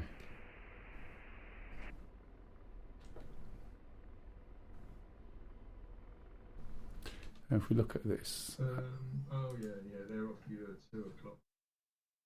go Infantry in that village. Village is a place to get tanks from. 2. Slow down here and see if we can get them. Should be able to reach them from here, I think. Yeah. Just slowing down, but I'm increasing my height as well because I know I'll have to try and look across to them.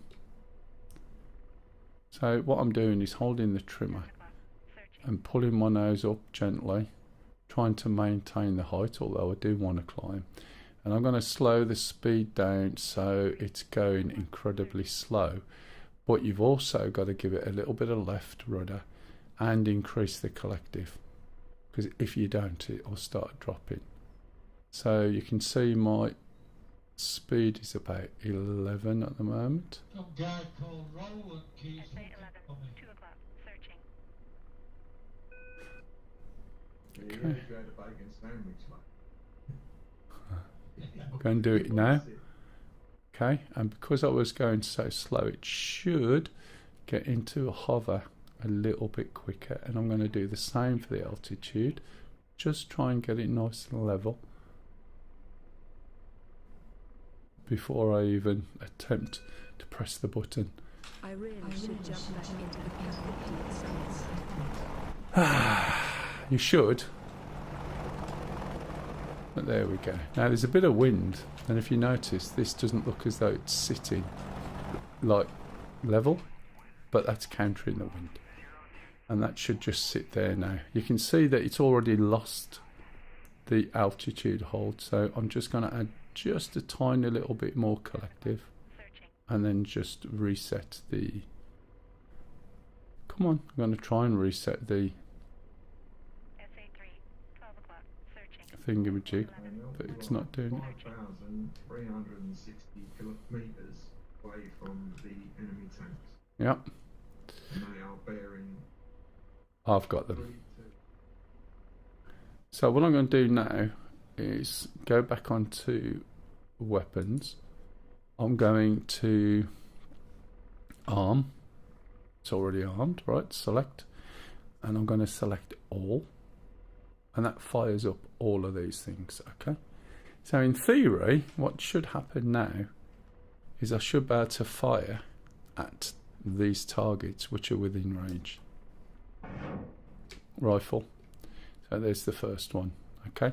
So this will pick the first tank. I hope this is our target. Let's go and have a look, shall we? Well, we've got nothing out in front of it. Yeah. The most forward unit. That's why I move forward. There you go. Oh. Trouble is, I don't think it's destroyed, is it?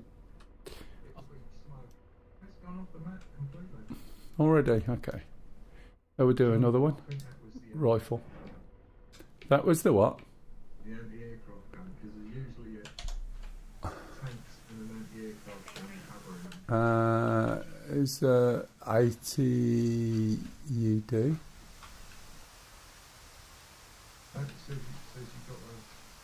you've got one. Yeah, there's the next one. That's another tank down. So it should get the next tank and then leave the truck. Rifle.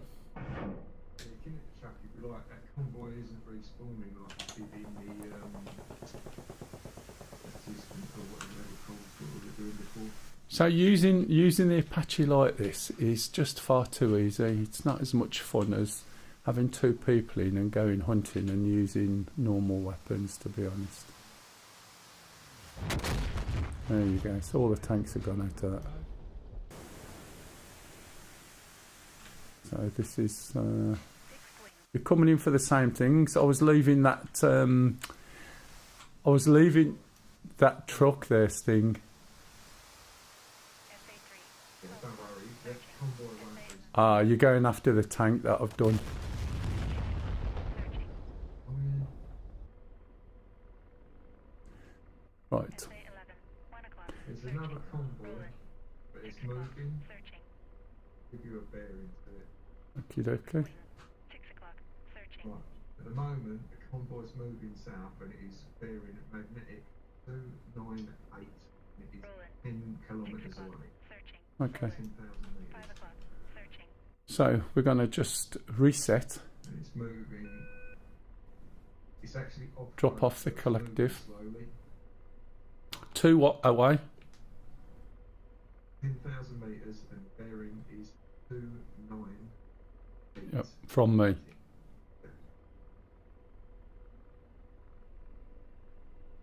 Is that the one up by that sort of towny place, coming by the base, not far from the base? No, yeah, it's in between you and almost, as you're looking, it's almost in line with the town, but a little bit north.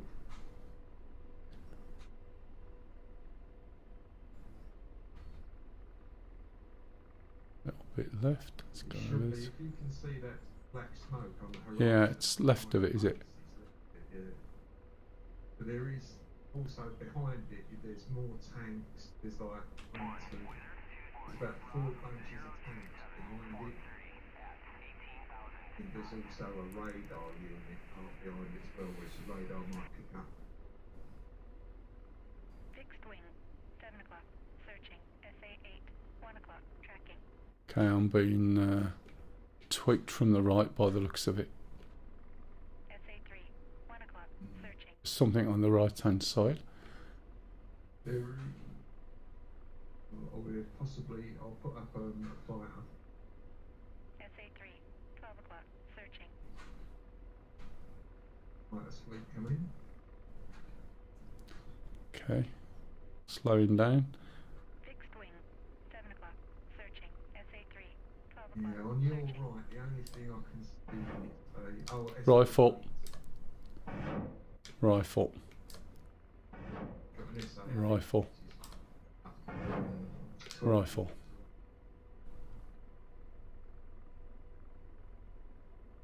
So there's some things I've just shot at there, around about 6,000 metres. Laser ranging. It looks 1 like o'clock. you've got the Laser mobile ranging. convoy. 1 o'clock. Yeah, anti-aircraft gun out. Laser ranging. Up 1 out. o'clock. Tank 1 down. Tank 2 down. 1 tank left. Not sure if I've got missiles for it. Rifle, yes I have. 2 o'clock. Searching. Fixed wing. 7 o'clock. Searching. Right, so, Laser beaming. Forward right. oh, oh Tanks fired. yep. Laser beaming. 1 o'clock. Right. SA8. Missile 2 close o'clock. in, take evasive. Laser 2 out. No, I was flaring. 7 o'clock. I think you've got to use, Chaff. with it, because they're a radar. Right.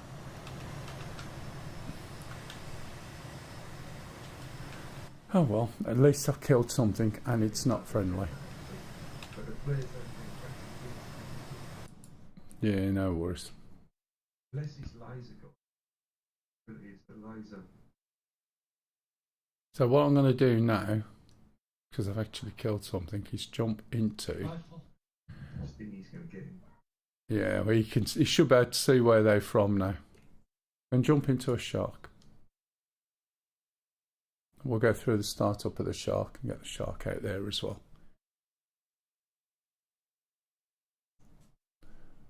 MI-28 just took off from the airfield. Try and suck him back into the sea rams if, just let him come in.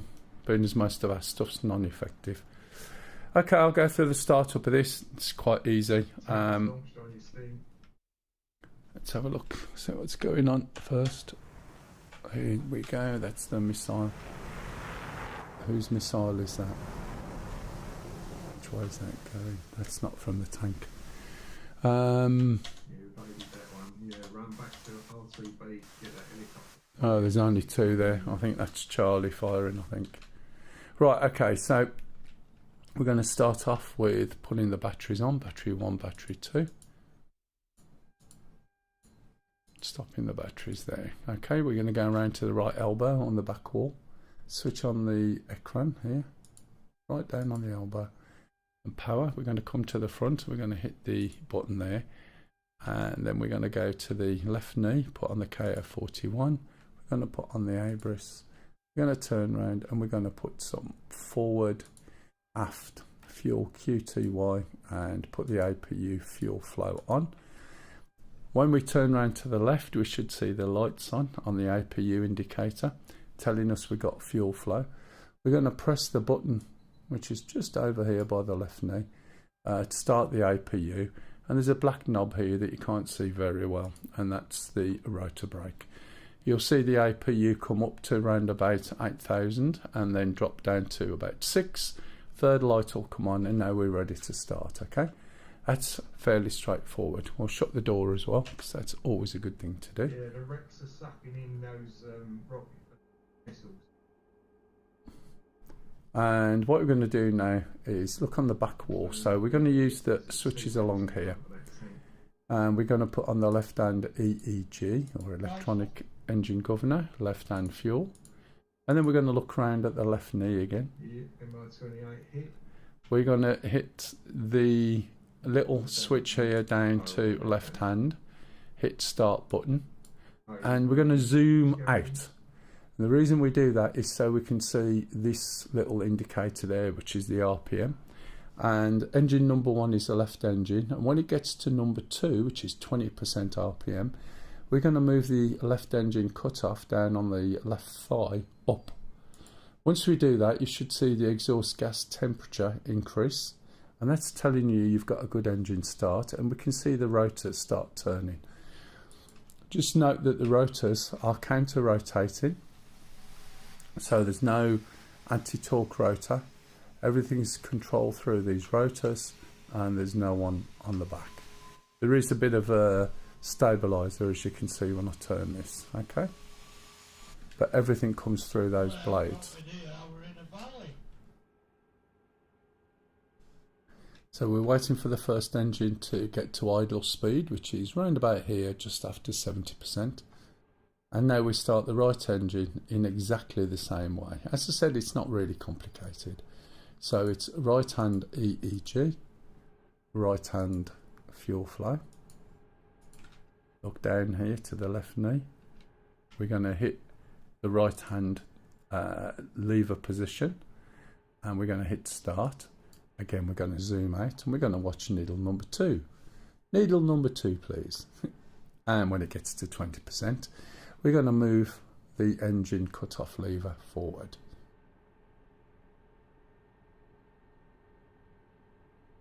Okay, round about there, and again you'll see the exhaust gas temperature increase. while we're waiting for that, what we're going to do is put the intercom on here, and we're going to flip this little lever up and down just behind the joystick where it says voice, so that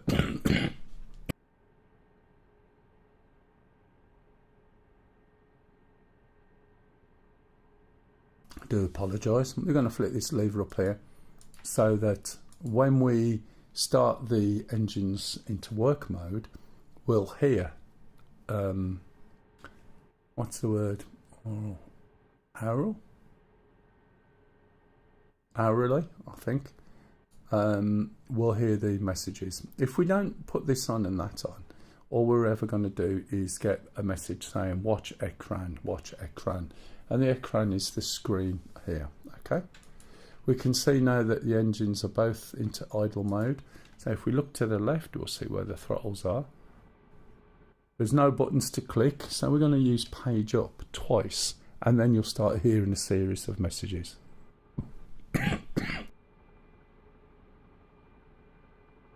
That's in between coughs. Electrics on battery.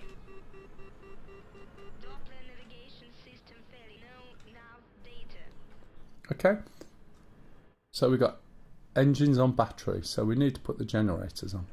So here's the AC generators left and right. It said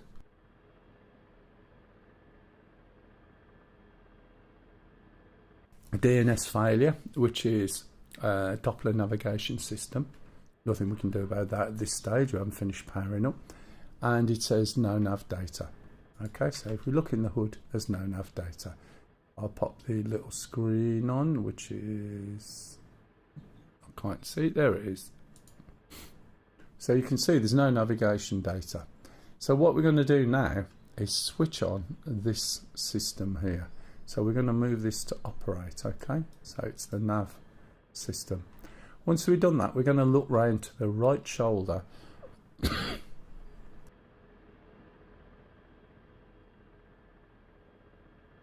We're going to look around to the right shoulder and switch the INU up, or Inertial Navigation Unit.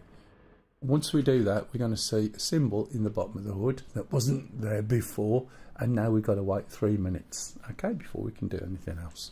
So for that reason, we'll go and have a look at someone else flying. Who's this? This could be Charlie.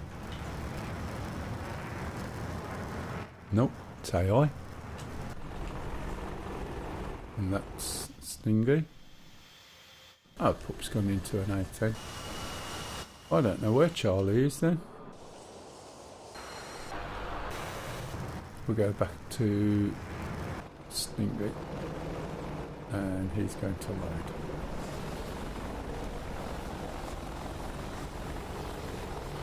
This alignment system we're using applies to the Shark 3, and this is the simplest and quickest method for aligning, okay? So one of the things we have to find out in a minute, which I will do, is where our heading is.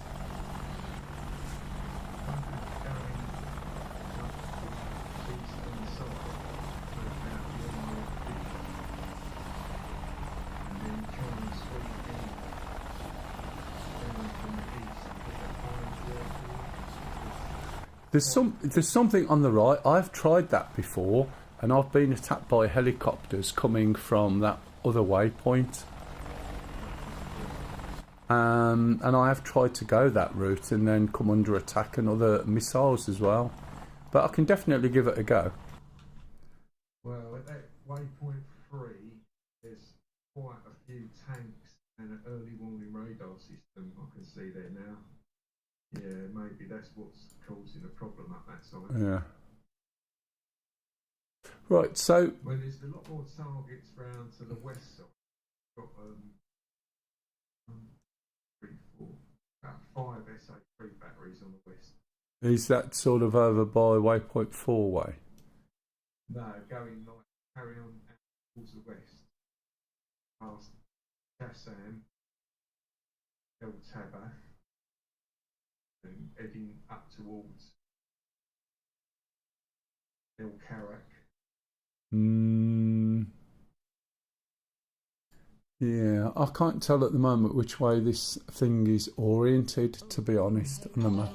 Thanks for hitting that follow button. Hey, Leatherer, if you got any questions. Mel said. No, I'm just looking down on the F10 map. Oh, right, it should be north. Right, okay, so it's up towards waypoint 45-ish. No. Because this is what I mean, which way round is this going? Yeah, if we're looking from our fob, Yeah, 5.4 north. so that is north, right, okay. Yeah, hi. If you got any questions, please jump in. If you want to join us, you're more than welcome. Okay, so now, right, we've got some semblance of a ribbon, but you can see there's a difference between here and here. So there's a 10-degree discrepancy. So what we need to do is jump onto the map, click on the helicopter, and we can see we should have a heading of 250, but we haven't. This is our heading, and this is just over 260.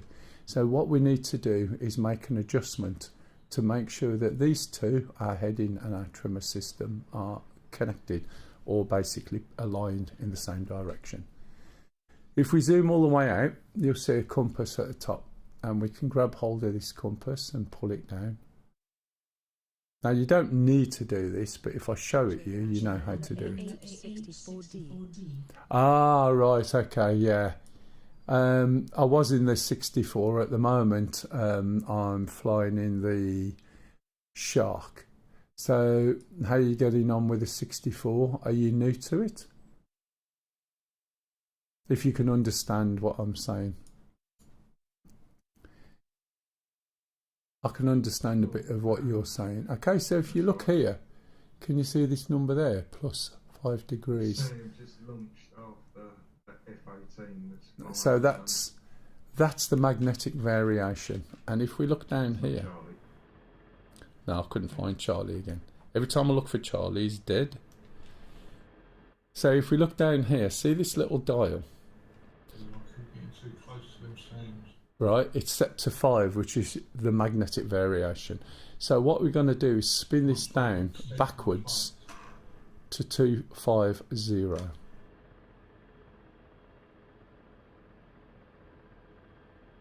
Now when you make adjustments, when you look at the graduations here, you'll see some are thinner than others, and then you get a fat one or a thicker one, and that thicker one is the one you want. So you put it in the middle.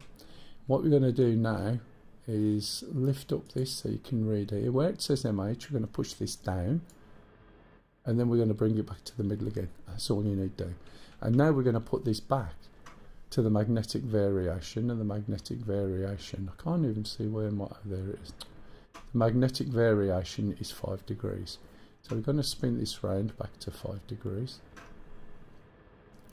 It's going quick because I've got a clutch on my mouse.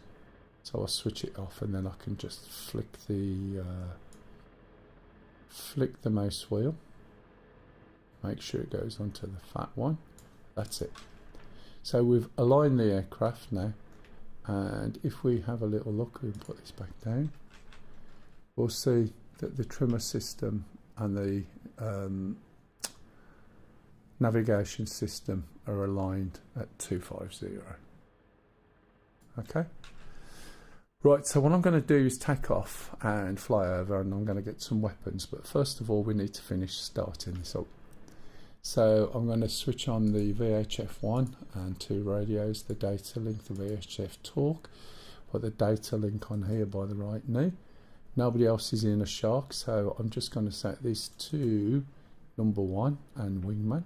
We're going to put on the heading, bank heading and pitch systems, and these are basically similar to the SAS or stability augmentation systems that you'll get on other aircraft. We're going to put the seat ejection system on. Okay, we're going to put the fire extinguisher on, and then again by the right shoulder we're going to switch the L140 laser on here, and we're also going to put on the UV26. And last week somebody said I hadn't put the heater on, by the way, for the INU heat. I'll put it on because I know they did mention it last week. It's not something I've put on before, but I will. Another thing that was picked up, and sometimes I do it, sometimes I don't. Here you've got a dust protector, so you're going to switch this down, and this protects the engines with a cover from the dust that is on here. I should have had it on earlier, but when we take off you'll see. I'm going to press a button and it's going to show the control system there. So I'm going to switch off the camera for a bit so you can see it, because I forget how to move that. You'll notice the brakes are on, and when you're going to start taking off, ideally you want the brakes on unless you're going to take off on a runway and do a rolling start. We're out in the rough now. I don't know what's around me. There might be vehicles. I don't want to roll around the ground. I want to go straight up. And this helicopter, with the way that it's set at default, let me turn over here so you can see it. If we just increase the collective, we're going to go backwards. So as we start to go light on wheels, we're going to push the cyclic forward to stop it from going backwards. Also, we don't need the APU anymore. It's all fully started. So we're going to switch the APU shut off, and that will stop the APU. And we can go around here and we can switch off the APU fuel flow. We don't need that either. Okay. Right. One thing I haven't done, I haven't switched on the standby SAI, and also I haven't uncaged the standby SAI, and this thing drifts really bad. So we'll look at that a little bit later and you'll see it's probably lying on its side.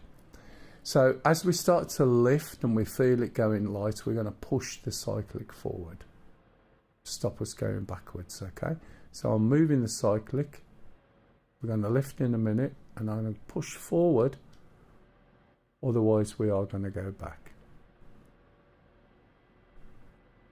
So you can see it's forward quite a bit, and I'm just moving nice and slow.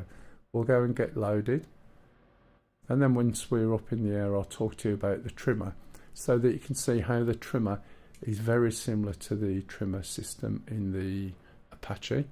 However, the control authority that the Shark has is much higher, so you can do a lot more with the controls, or it's a lot more forgiving, put it that way. So it works in your favour in some cases, but works against you in others. But once you get used to flying this, it's really easy, really smooth. There's a few little issues you have to be aware of, which I'll cover in a minute. I'm going to move the sunscreen so I can see what's in front of me, because of the lighting, the clouds, etc. Sometimes you can't always see everything when you've got that sun visor on, for want of an expression. I'm going to start slowing down, just relaxing my grip a little bit on the cyclic, just lifting the nose up.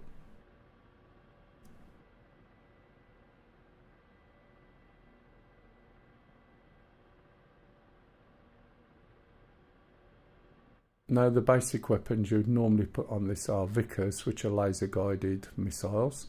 They have a range of about 7.1 if you're going to use the auto range, and we'll cover that off in a minute. Or you can actually stretch them out to about 9, depending on your height. Under certain circumstances, you don't want to be up high, especially when you've got SAMs around and so on. Okay, so I'm just going to go and grab a default loadout, which will be this one. We've got the Vickers, we've also got some rockets, but we've also got anti-air missiles, which we don't want. So I'm going to remove the payload on the wingtips, it's just extra weight. And I can't remember if we've got, no, we haven't got a skin for that. I'll just leave the default on and say okay. Check up here and make sure we get a copy. Now you can see in both cases we didn't get a copy at all. The reason being, more than likely, is because the radio is not set to ground crew. So we rotate this radio button, the one by the red knob, all the way around to ground crew. And now we try again and make sure that we get the copy sign. copy back, otherwise we're not going to get any weapons or any fuel. Request refueling. Request rearming. Okay, now you can see we've got a copy, which means we're going to be refueled, rearmed. So if we have a little look outside, this helicopter's got 3 pylons, however the KA-50 never had 3 pylons. And this was because permission for creating the next update was withdrawn. It was there at one point, then it got withdrawn for no explanation, and they'd already done a lot of work on the model, and if they didn't do something, people wouldn't buy it, so they added on a 3rd pylon. They added in a few of the little systems, but have excluded the main stuff that we're all looking for, and it's not their fault. Okay, the model is a lot better, a lot more high fidelity, and if you use VR it looks stunning inside. Okay, so we've got those. We need to put the radio back onto VHF 2, I think it is. And if there's a number of helicopters flying together, we can all communicate and utilise various systems in this thing to be able to go and choose targets and pass targets to each other. We're going to go into nav mode. Currently I'm selected on waypoint 2. Would not trust the ejection seat with the propellers. It works absolutely fine, to be honest. One of the things it does is it blows the propellers away, doesn't it? So it explosively blows the propellers away before it ejects the seat. Now, when they tested it, I don't know how they tested it, and I don't know of any recorded accidents where the blades have still been there. However, if we get round to ejecting, which there's a good chance we will, you'll see it in operation, but it blows the propellers away and then pops you out that little hatch at the front. One of the reasons why it does this is it allows you to push the helicopter beyond the safe envelope, and sometimes, right, that will help, and other times it can cause a problem for you, in as much as the fact the blades on the right hand side will collide with each other. Now you could have a stop in there that says, right, okay, you'll never be able to do this, but that's also going to take away an opportunity sometimes for you to do a manoeuvre that is going to save your life, right? So I get the impression they leave it in. So what happens, and you'll see that in a minute, when we move forward, because these blades are going in opposite directions, the one blade will lift on the left hand side and the other one lifts on the right, and the faster you go, right, these blades lift and that pushes the right hand side blades together. Now, because there's no rudder, there's no tail rotor, there's anti-torque rotor, your cyclic and your rudder inputs and your collective all go through those blades. And it depends on what you do as to whether it pushes those blades further apart or closer together. So if you do particular manoeuvres in it at speed, you'll push them closer together. But if you go the opposite way, you'll push them apart, even at the same speed. So you have to be careful. And people obviously get it wrong. That's why you probably have the ejection seat in there, to be honest. And I'm sure, you know, there are far more accidents than there was originally. But you'll see what I mean. Is for the Apache has an ejection like the proposed Comanche stealth helo. Yeah, because I mean, you are a bit stuck in it, aren't you, really, in the Apache? It would make sense, right? Instead of popping you out the top, pop out the bottom. Do you know what I mean? Like your undercarriage, if you're gonna bail, your undercarriage system drops off and a hatch opens and you drop out the bottom. But then again, you don't really want that to happen with any force. Right, so what I'm going to do is take off and then I'll just quickly run through what the trimmer does and how that works, where the similarities are with the Apache. So That's to avoid this. we're going to take off slowly, Yeah, and I'm going to push my stick forward a little bit. I'm also going to switch off the dust indicators, right? And I'm going to start and move over here to the right. And I'm not going to go very fast. As we start to move, you can see a line extending from the center. And that line is telling me which heading or which direction I'm actually moving in. Okay? That line will disappear when we hit 50 kilometers. And one of the reasons why it's there is when you're going slow, it's not always obvious which direction you're going. Now, when we look here, we can see we've got trees. We can tell instantly which way we're going. You see, it's just stopped. But if you're over water, sand, snow, or clouds, and you haven't got this visual reference point that we've got, right, then you're going to have a bit of a problem. So normally when you're down at 50 or less, you're actually doing a sort of hover. So I'm going to slow it down a little bit, and I'll show you what's going on with the trimmer.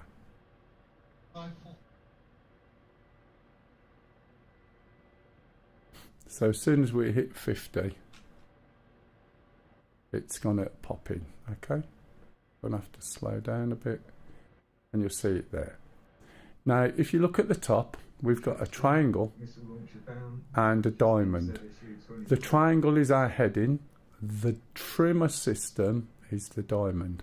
So what I'm going to do is, if you watch in a minute, the trimmer system jumped to where the heading is, and the helicopter will just fly in that direction at whatever setting I've got it at. It's at 26. Okay? There is a bit of wind, but it'll try and maintain where the trimmer's set to. Now the trimmer's trimming these blades, okay? So what I'm going to do now is put a bit of roll in. And I'm just rolling to the left. I'm going to hit the trimmer. You see the trimmer snaps to the heading.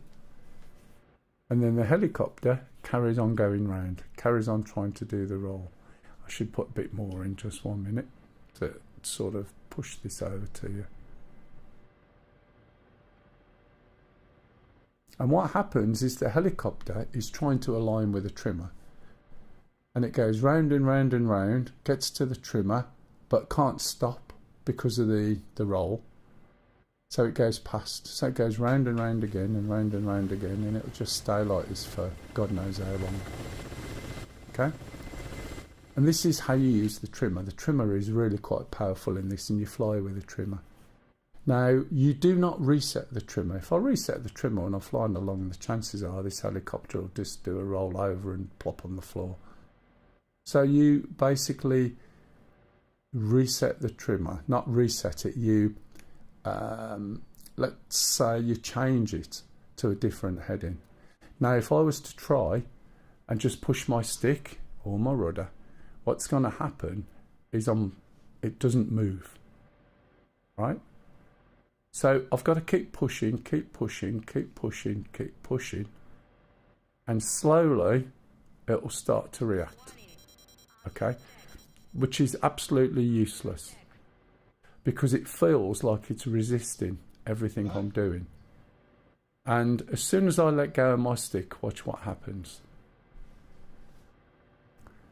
The helicopter goes back to what it was doing and starts turning round and round. And that's because the trimmer has a 20% control authority over, right, the helicopter controls. So what that means in English is, for me to move this helicopter, I have got to push more than 20% of control before the helicopter responds. And that's why it feels like it's resisting you. And it doesn't feel very nice to fly. If you get the shock for the first time and fly it, and you don't know this, and you accidentally switch on the trimmer, which you could do, you'll find it's horrible, and you'll lose patience with it. Okay, you can see where it's trimmed at the moment, look, see? Now the problem is, right, what do you do about it? So if I've got to keep pushing against the trimmer, that's crap. So what you do is the trim control that you set, you hold it in. So now I'm going to hold it in and instantly I've got control over the helicopter, okay? And you can see the trimmer is staying over there, but look, if I want to move and roll right slightly, it works straight away, no problem at all. And what that means, or what you're doing, is by holding the trimmer button in, you are disengaging the trimmer. And when you disengage the trimmer, you've got no resistance. So if I do a little bit of input, that might be 1%, it reacts to me. When I've put it in the position I want, I let go of the trimmer button. And when you let go of it, you set the trimmer. You see it snap. I let go of my controls and zero them, and now it's trimmed in this direction. Okay. And this is how the Apache works as well. The Apache doesn't do 20%. It will do, I believe, like 4% for the axis and 6% for pitch. But now this means if I've got a cup of tea or a drink, I can drink my drink. I can also use my collective. You can see this is going down. So I can use my collective very gently and correct it from going down, and it will start flying level. Okay? When you're in the Apache, you hold the trimmer, adjust it, let go of the trimmer, and it trims. But it doesn't take much to stop the trimmer from being able to hold it, whereas this does quite a lot more. Right, let's put my undercarriage up. Any movement that I'm going to do now, right, any little movements, hiding, moving up and down, adjustments, I'll hold the trimmer button, make adjustments, let go of the trimmer button, and using the center trimming method, I basically stop moving the trimmer. Oh look, I'm right over here. I stop moving the trimmer. Is that what I'm saying? And just let go of it. And let go of my stick. Okay? So I need to turn round. Now I don't want to fly that high, so I'm going to go lower. And I'm still holding the trimmer. You can tell I'm holding the trimmer by the fact the trimmer's sitting over to the left. Put it where I want it and let go. And there you go, now it's trimmed in that direction. Okay? Let's have a look, see where Stingy is. Is that you all the way over there, Stingy? Oh no, I see you. Someone else is over there. It might be CJ. Oh yeah, it is CJ. Has the village been cleared yet? No, the village is still untouched. There's still like 4 trucks and 18. Oh no, someone has had a pop at something. What angle is that? 326.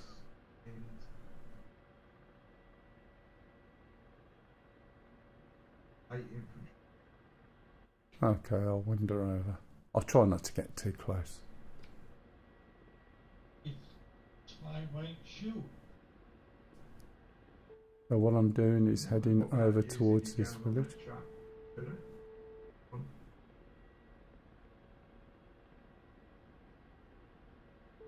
So there's a bit of a bug, and I don't know whether it's the map. I think it is.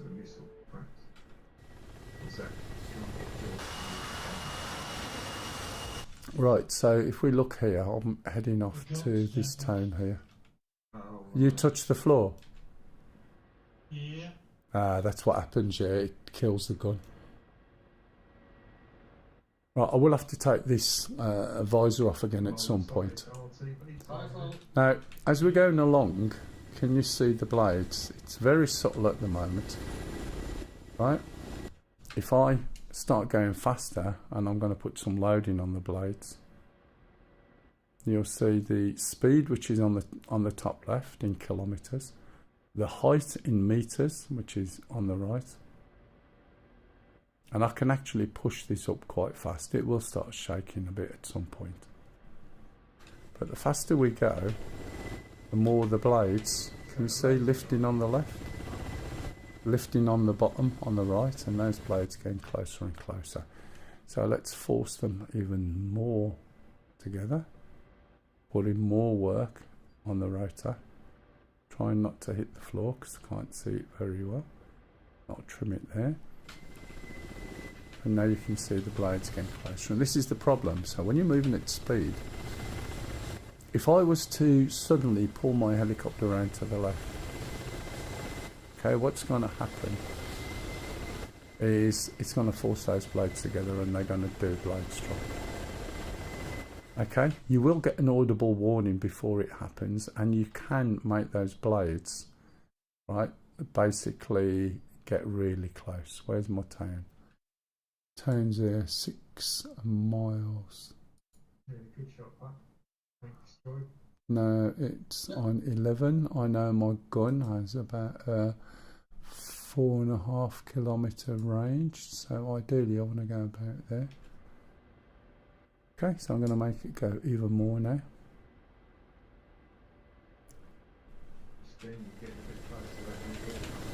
Can you see? Again, closer and closer. And you'll get an audible warning. As soon as you get an audible warning, all you got to do is drop your collective like that, right? Hold your trimmer in and slowly lift up the nose, okay? Now we've averted the problem. I'm going to have to slow down anyway because I need to be about 4k away from these people. So 4k is around here somewhere.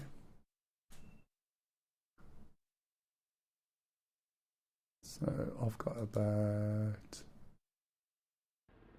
3.5k to go. Okay, do you get the gist?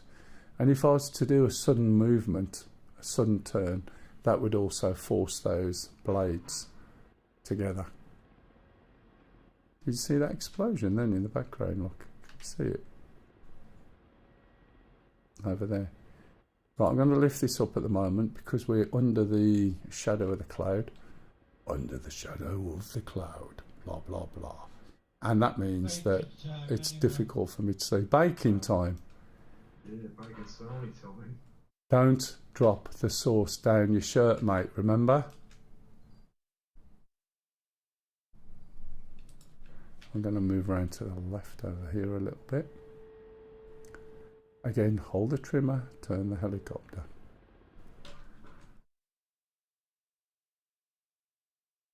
Okay, 5k. My gun does not reach there.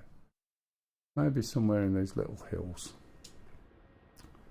Can you see how you can't see the tops of these pylons in this light? Oh. I don't seem to be seeing anyone else on the map. I'm here.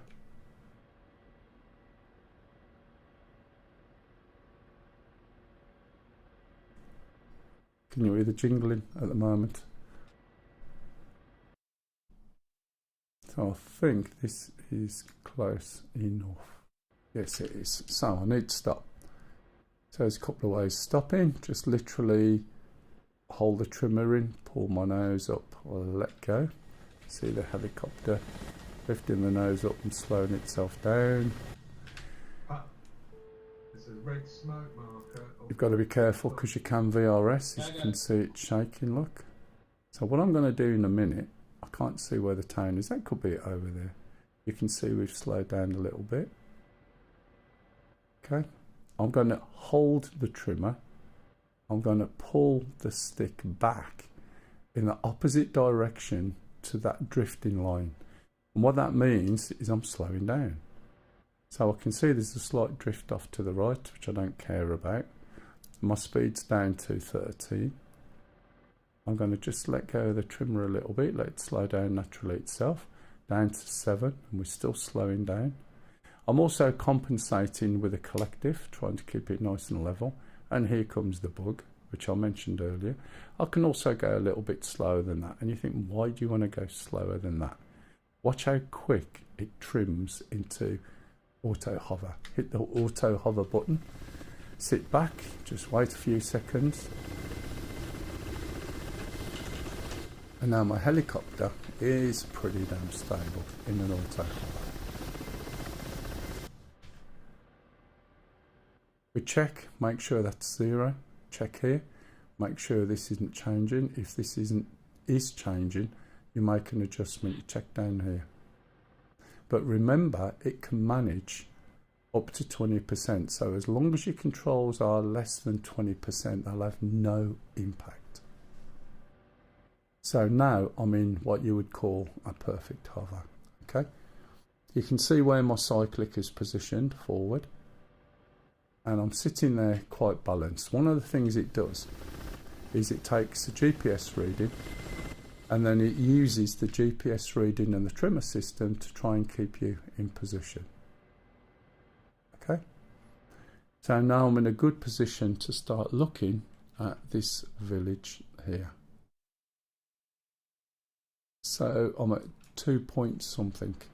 So I'm going to press this button and you'll see a circle appear and this screen come on. So if we look at the front of the helicopter, there's a gimbaled camera system in front called a GhashPL. I think that's a CHVAL, something like that. Okay, and it's the weapons system, so it's arranged, it finds basically targets. There's a laser by the side which points at the targets, and then these missiles on the end will follow that laser to the target. Okay, so now I can look down here. There's a few other things we need to do. I'm going to switch the weapons system on. That's always a good start. I'm going to put the weapons into master arm on. If you look on the airbrush, you can see a little couple of yellow lines.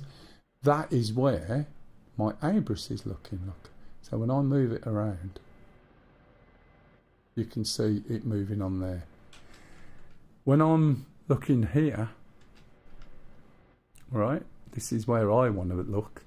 As I move this around, it's a gimbaled camera. Remember me saying there's a gimbal, and because there's a gimbal, there's a limit, and when it hits that limit, it flashes. I go the other way as well, and it gives you quite a wide range, but the gimbal, the camera's moving on the gimbal at the moment. Okay, which is great, except what's going to happen now? Have I got to sort of change everything and change my auto hover, which as you can see is pretty damn good? And the answer is no.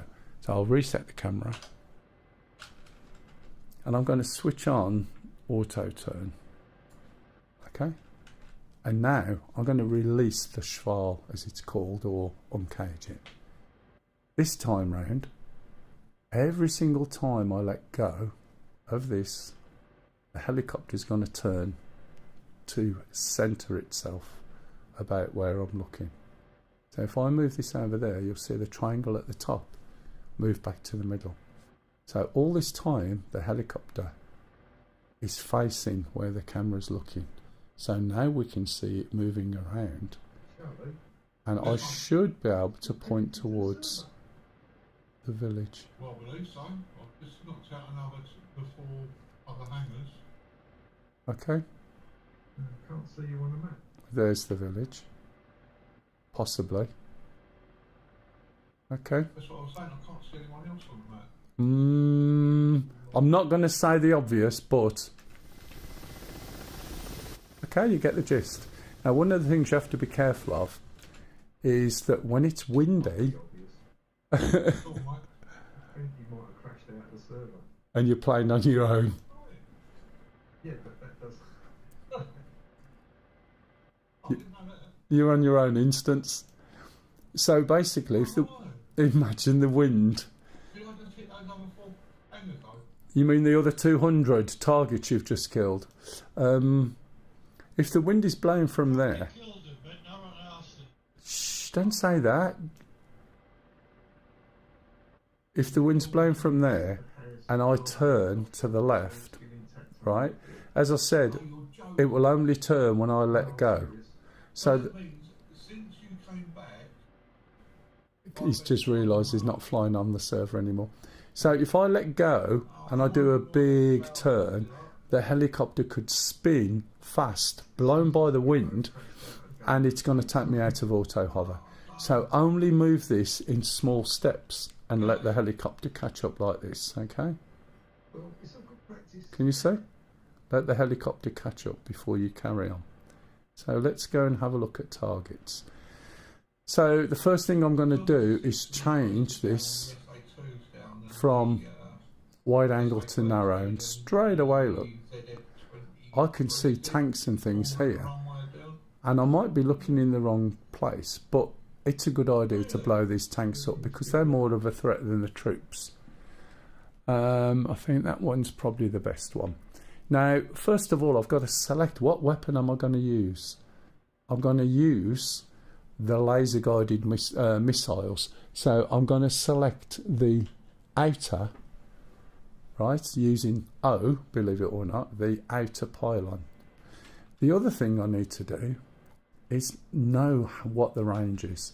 So if we look in the hood now, we can see we've got some targets. We can see where my weapon or my camera's pointing, and we can see what weapons we've got selected. Okay, I'm going to now switch or lock on to there, and when I press it, I'm going to get a pipper. The pipper is the weapon pipper. The 12 o'clock symbol is the the beginning of the reference point. The first one is too close. The second one over at 9 o'clock is once you pass there, you're too far away. Okay, but I've got no range, and I need range information, so I'm going to switch on this laser, which is what the L140 was at the beginning. So now when I look down here, it'll give me a range. Okay, so I can see these, and they're 11 or 10.9 kilometers away. And that 10.9 kilometers away is definitely not this little village that I am close to. Okay, so what I'm going to do is ignore those for now, because I know I've got a village which is relatively close to me. In fact, what angle is it? There's the village there. I'm going to cheat a bit. Look on here, 276. When the Schwal is on, you can't see what direction you're pointing. Okay, and I need to point 276. So it's a little bit more over to the left and a little bit closer. Okay, right.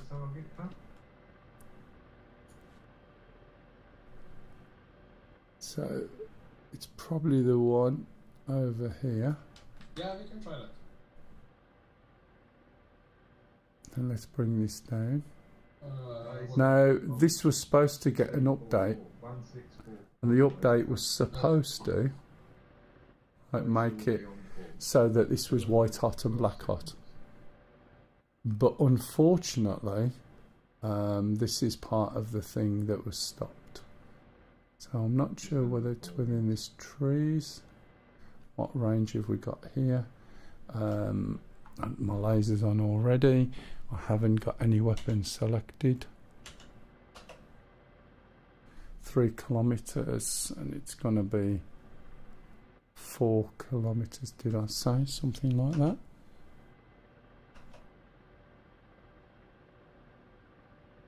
So let's have a little look around.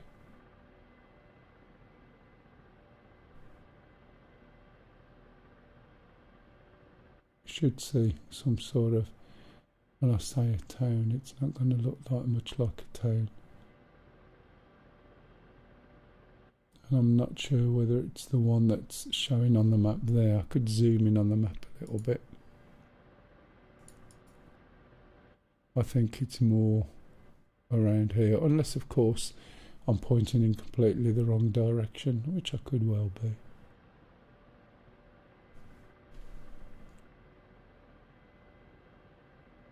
Let's make this a little bit wider because it's easier to see then. Zoom in a little bit. Oh, that's my neck going click. Could be this town.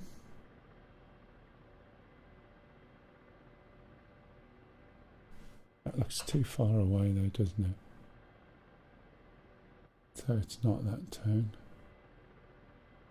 And I think I'm pointing way too far to the left. Let's get rid of that there.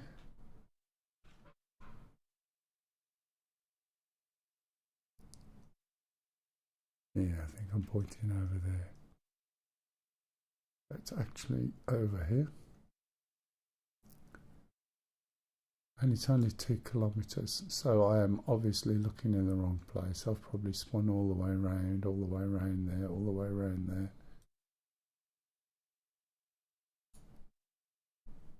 Oh, that's the infantry. What's this?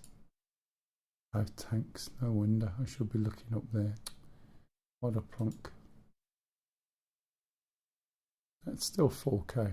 That's round about my range, and that's 29 degrees. Okay, let's reset that. And let's just turn around 29 degrees, and that's going to be over there somewhere. Right, so we should be able to turn round. Now, on the collective, we've got a brake. So when I pull that, that's going to release that. So I should be able to turn round and hopefully not have too much of a problem. So I'm just holding the collective brake. So remember, I'm still in auto hover. Don't want to be going too fast.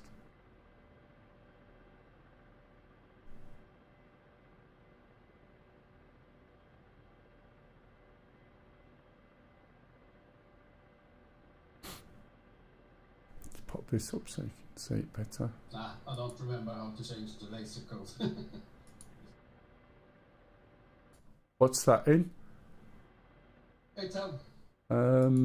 Inventory.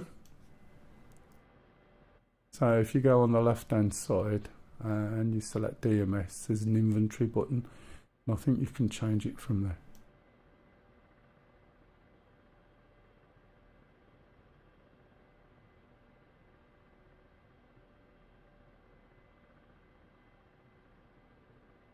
You can see how far out I was, look.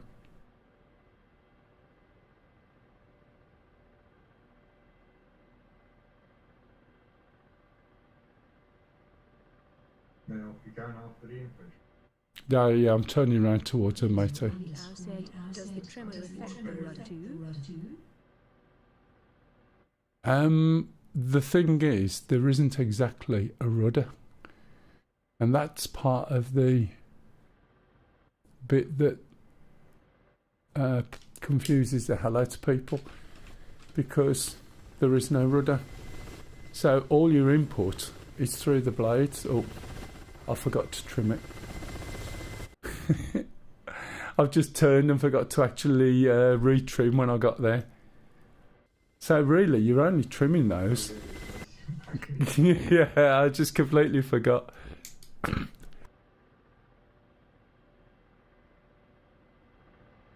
When I get round there, I'll remember to trim it this time. So I need to see about 29 degrees. So again, I'm holding the collective brake. I'll go around to about 29 degrees.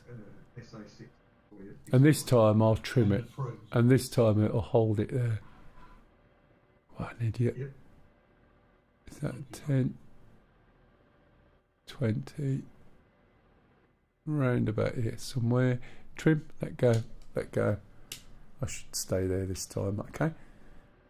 And this is correcting itself, and I should remain still in the hover, which I am, okay? Let's have a look in the right direction then, shall we? Right, so you're right anyway, Helio. Let's bring this down. That could be what I'm looking for. The village. Now, let's get a good shot on this. You can adjust the contrast and the brightness, and you'll find you have to do it depending on what you're looking at, to be honest. It's a pain in the ass. It would be much better had it have been white hot, black hot, which is what was planned.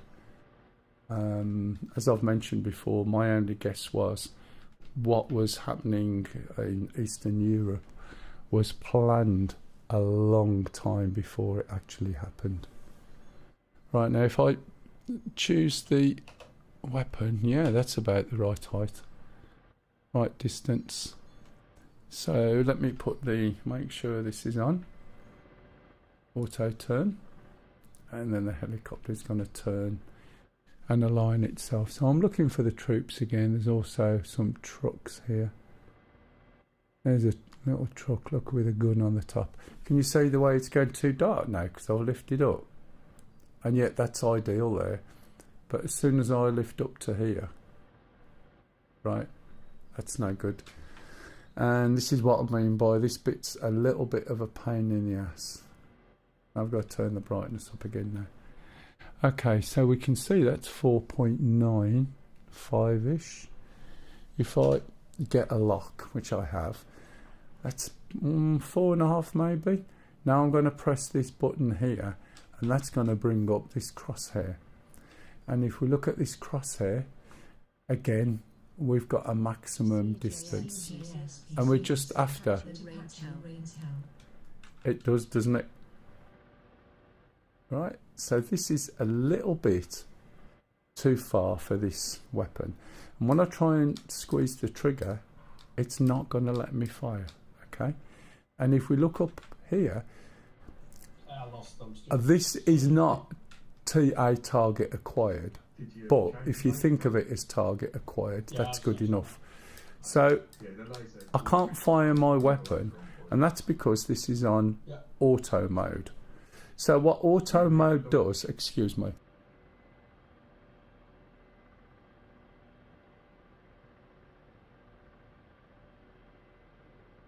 auto mode has like a profile.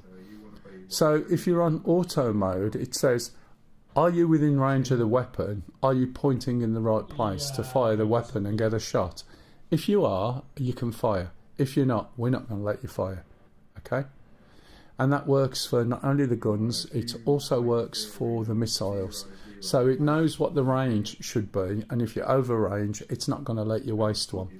However, you can override it with this man. And now you see a C, and think of the C as a consent to fire. Okay? So it lets you fire.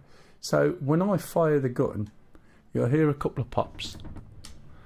And we'll watch, and I suspect the ammo is going to land down here somewhere.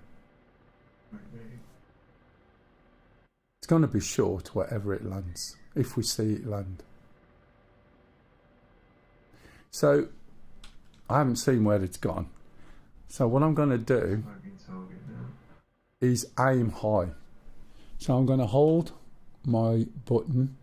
I'm going to aim over there, which is obviously further. And I'm going to aim, fire a couple of shots, and let's see where that goes.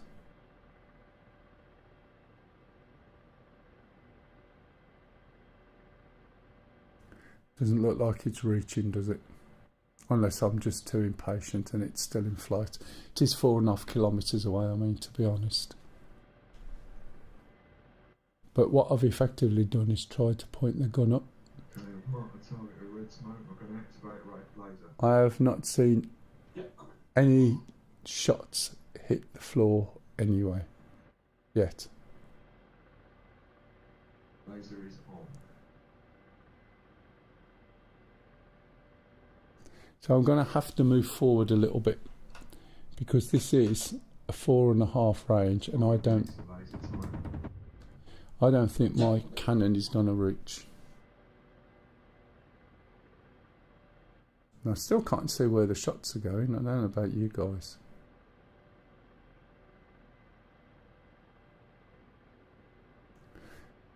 Right, okay.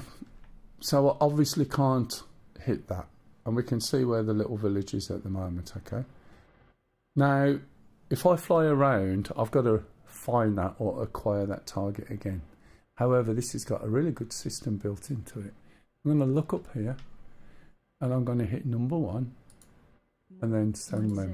This an absolute masterclass. There you're right, Mordants. Okay? And if we look on here, we've got that target marked on the map. Brilliant. So that means we're not going to have to go and acquire it again. So let's come off that target and let's see what else we can see before we move in close. I think there's another vehicle possibly there. Target and it's on your 2 o'clock. Is that a target there or a car? Looks like a car. Sorry about pushing my face into my camera and everything. Okay, let's have a look around here, see if I can see any troops. Contrast is a bit high now, so I'm just going to turn that down a little bit. Or better still, turn the brightness down a little bit. See if I can see any of the guys. I know the guys are there. Trouble is we're at quite a range.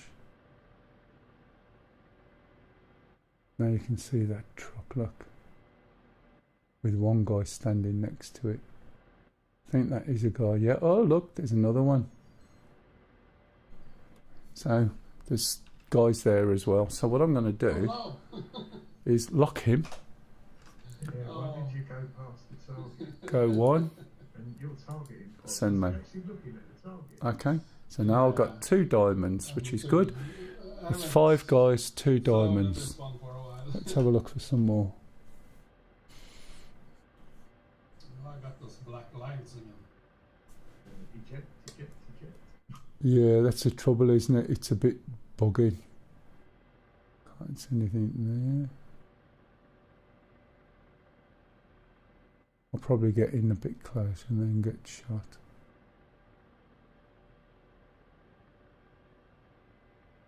They probably don't even know I'm here at the moment. 4.5k away.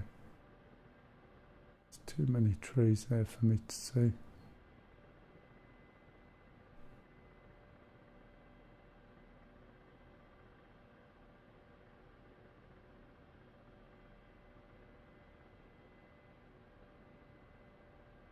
Jag just gonna gå till över det. Can't tell what that is there. Okay, we'll just go with those 2 for now. So I need to go forward. I'll reset that. Now when I take off, right, first of all you don't want your laser on all the time. The laser will probably work for about 2 sorties. You leave that on and it'll start working. I'm also going to reset the auto hover. And one of the things the auto hover does is puts on the altitude hold. So I'm going to switch that off. I'm going to switch my gun back off. And I'm going to move in that direction. Okay. So we can see where we are. We're literally going to move forward. And I'm lifting up now. I've took auto hover off and auto hover off. Auto hover off. There, I'll go the right way around. So I'm just going to gently move forward and get myself into range. I'm a little bit high. I'll tell you what I'll do. Let's drop down. And let's see if we can use some of the terrain. I don't want to go too far. I'll have to take this off because it does mask some of the terrain here. And then what I'll do is I'll pull up over there and hope I'm not too far away and or too close for them to shoot me. So what I want to do ideally, I know, let's go over here, shall we? Now you might be thinking, well hang on a minute, if you've done that you're going to lose track of where the trucks are. But the other thing is, if I start using some of these trees, that's going to help me a little bit. So whilst it might mask me, it's also going to mask them from me. So I'm not that far out. So a kilometre or 2 maybe. Let's reset that. There's the town by the looks of it. But if I go over here, then I've got a little bit more leeway with what's going on over there. It's undulating, there's a dip in front of me and then it rises up on a hill. I may have to manoeuvre a little bit to see some of these targets. I'm going to start slowing down. and I'll show you something else now that is incredibly useful. Now bear in mind that this helicopter has the ability to send those targets to any other shark that I've got. By the way, as I'm slowing down, I'm also increasing the collective a little bit, and I'm pulling the helicopter back in the direction which is opposite to the direction I'm drifting. And I'm looking over here now. Okay, I'm going to put this back on so we can see what's going on. And you can see, because I've slowed down so much, as soon as I switch on auto hover, I'm in a stable hover. Right, so my target is over there and I'm pointing over here. And what I'm going to do is put on auto turn, and I'm also going to click this button.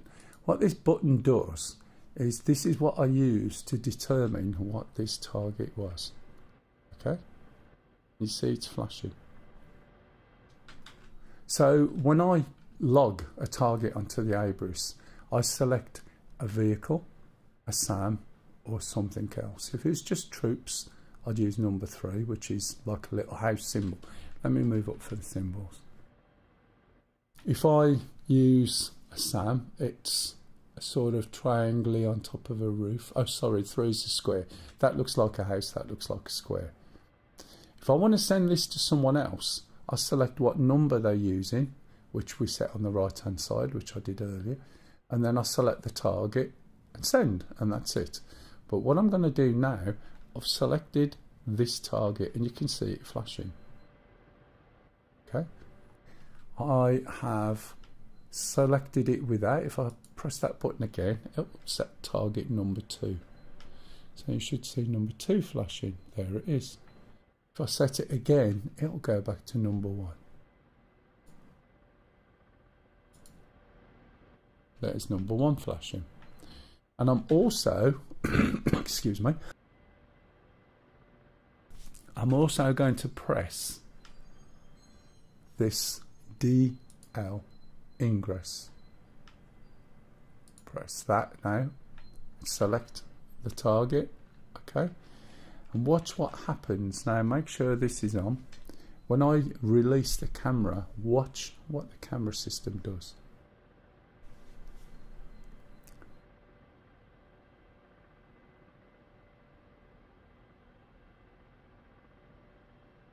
And watch what the helicopter does. So the camera is now pointing at that target. So I've moved from over there to over here, but now I'm pointing back at the target. I'm obviously too low. I'm going to select my weapons. I don't want that actually, I want that one. And I'm going to use my what's it called? Come on, collective brake. I'm going to pull it and increase my height. And I'm going to do it really nice and slow.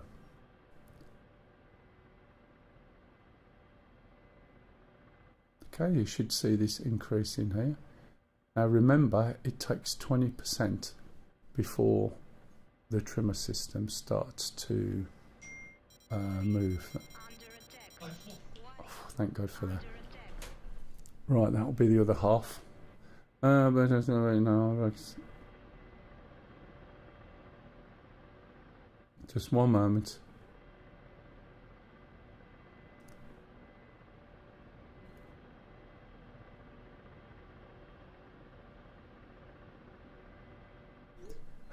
Liz said hello to everyone as always. Hi, Lisa. Yeah. 124 radio check. Yeah, run over the top of everything, stinging. 5x5. Nice. Okay. So meanwhile, that's stingy rifling, yeah. So I need to go up a little bit more. 1,000 metres away off your 2 o'clock. Just on the opposite side. Now, what I can't tell at this moment, I think this is the town, or is it the one behind the trees? It's really difficult to tell. I'm going to move this down. I'll have a look in a sec. and I'm going to have a little look. It's really quite difficult because it might be One tank on the bridge, that they're over there, the other tanks. just behind that ridge, which I obviously can't see now. If I reset that again, and we should be able to release it again. Yeah, it looks like it's on a higher part. Or it could be because I don't know the laser and let me check. 5,700 metres away from you. Yeah, so it's going over there. Right, I need to lift up to be able to see that. And I hope it's not telling me lies. Let's, oh, is that the town there? And it's too dark. Is that what the problem is? Oh, look. There you go. So if I keep lifting up, Right, missile launcher down, 1 ZSU 23 left. you can see we're at a different angle. But if I'm nice and careful with this, there we go. Rifle. Can you see the truck sticking out just over there and the one on the left? Oh, So, so I've moved, and here's my two targets. So click on there. Now we're at 3K. Right, I'm going to switch the cannon on, and now you can see. some great bloody power lines in. And now you can see. Right, you can see here that we're within range. I don't need this to be on manual. I can leave it on auto, and we should get a nice ability to fire. Right, Too busy concentrating on the target. let's see what happens. Not firing at the moment, is it? Let's lift up a little bit. You might find the gun is in the wrong place. Why am I getting across? Probably because I need to be pointing over there, look, because the gun's on my right hand side. So let's have a little look. Some bombs going in. Couple of little shots. I need to stop this from moving up.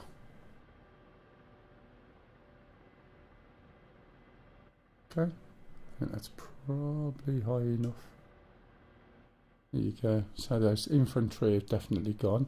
Now I've got different types of ammo here. Oh. I've got armor piercing or high explosives. It's on high explosives. That's going to be enough to soft target. So we'll just little squeeze again. So we're 3K out. And now I'm going to just move this over. You can see one of the guys seems to have moved a little bit. Little ping. Back in a couple of minutes. There you go, you see him running over there, look. He's running the wrong direction. Let's see if we can get him from here.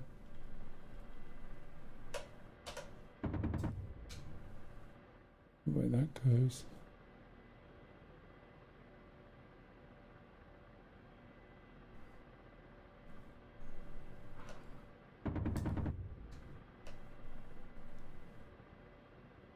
See him running to hide, look. Come on.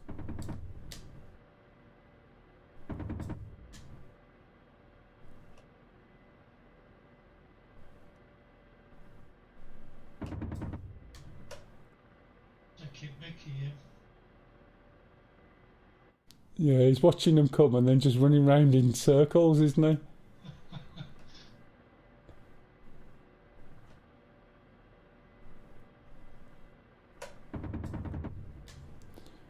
He's got down on one knee as if that's going to help.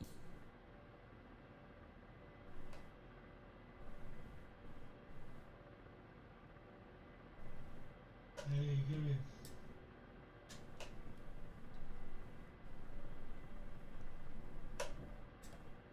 Oh, what's happened to my don'ts? I've run out of. Behind the building on your right. Where are we looking? Oh yeah, thanks.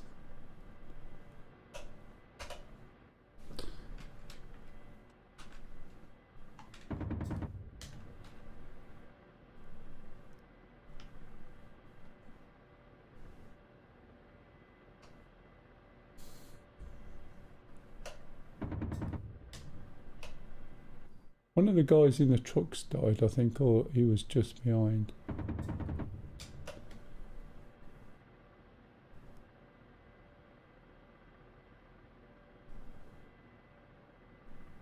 That's landing either side, so I'm just making little adjustments.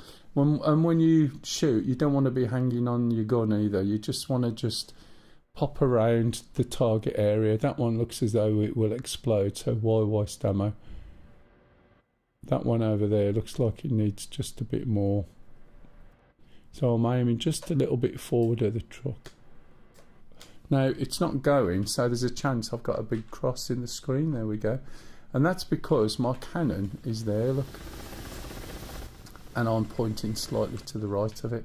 So I need to bring the box or the target within the box. And you can see the guns going out. It's quite a powerful cannon, and with the armour piercing it will take out tanks. No problem at all. So that's that other one blowing up. So I'm just, you know, popping a bit rather than wasting a missile. Okay, that's going a bit better now. Just going to check on fuel, which is down here. It's dead. Yeah, I can see, matey. But can you see how useful and how good this is? Now, any of these targets I could have, as I said, passed on. Targets behind you coming towards you. Oh, what is it? T8 to you. Really? Right, okay. So from you, you want to be 254 for 3.9. Okay, 254, 3.9. Let's get rid of that. Let's get rid of that. Let's get rid of that. And let's get rid of that. And let's get rid of that. Right, I'm just going to turn around now. What was it again? Sorry, Stingy. Angle. 253 for 3.8. Now this is out of hover. Right. Now I can put it back into hover at 12 or less, but very often it takes longer to settle. Can you see? So that's why normally I would do it. It's also climbing a little bit too much. I'll get shot by this tank if I'm not careful. So let me get a range. 3.1. What range? Range is 3.8. And I take it it's going to be on a road. Are you after that lone T80 tank? Yeah. He's at the moment he's climbing up a hill. It melts on the opposite side of the hill.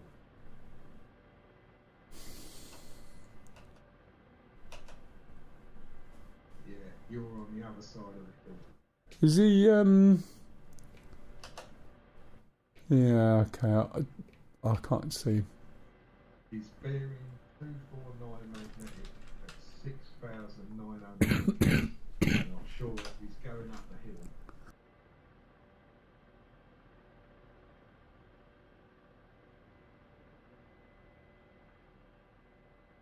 So it's his left. He's about he's a couple of hundred metres till he gets to the top of the hill, but then there's another hill behind that.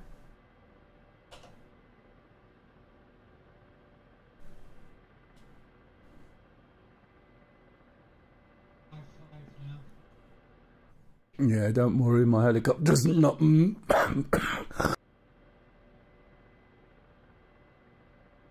Oh, he's coughed today. Helicopter's not moving at the moment. I'm just moving my gun. Obviously, I don't have an angle as such, but it's trying to get the range on the road because he sounds really close. Gonna change this to armour piercing. Just crested the first ridge and going down again.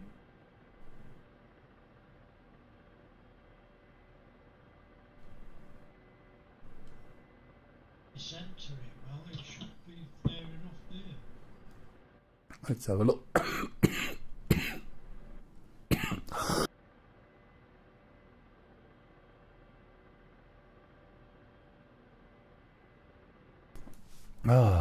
It's centered at the moment. I'm just coughing now.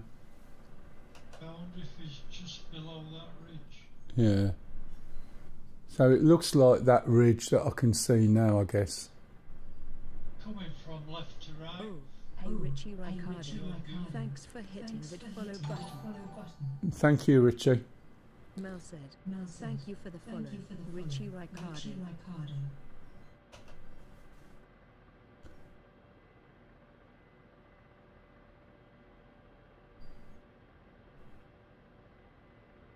Not seeing him at the moment. Crossroad.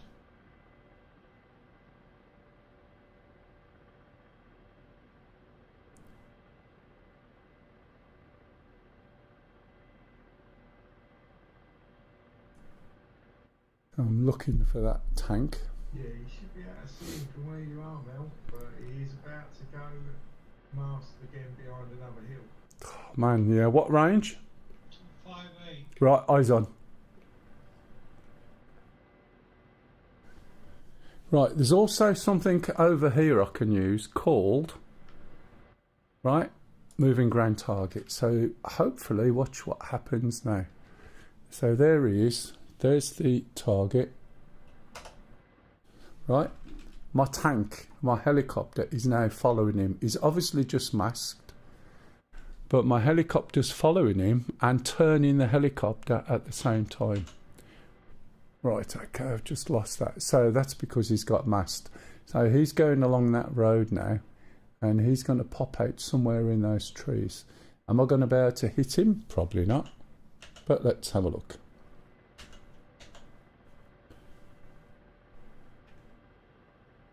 Let's take this off there. Oh, he's here somewhere. The trouble is, once he loses track. So I've moved it onto AP, and now, in theory, he doesn't know I'm here. It's just a case of timing.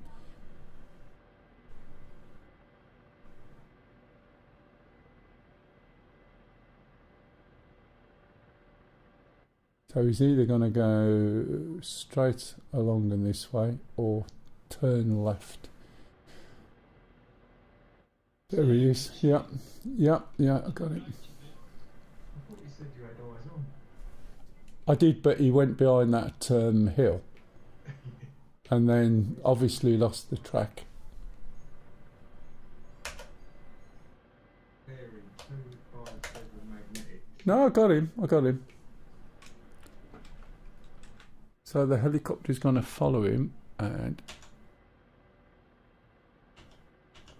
why is it not selecting the... For some reason it's not now selecting the... Oh, I know why.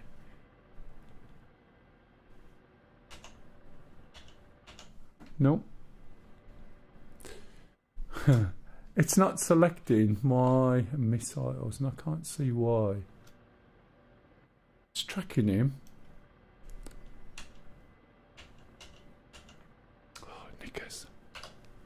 No, you don't have the gun on, no? No, I was tracking him, but then I lost him and I couldn't select the missiles. Now I've lost the bugger now because I've had to reset.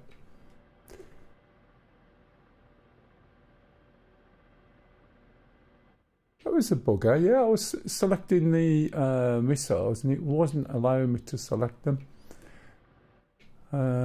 It was just selecting rockets for some unknown reason. I've lost him. Is he off my nose or to the right? You know, Right, okay. 237. Yeah, I can't say 237 because it doesn't show. 179. You're in range. He was in range, but the problem is when I'm looking down here, I can't see. Wait a bit. You can't, if you remember, you don't quite get the proper range or the direction from this screen.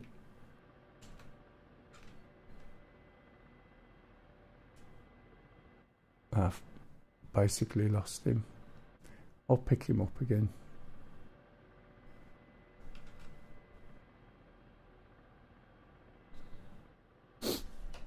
I wonder why I lost him. Why I couldn't select the missiles. Have I got them selected now?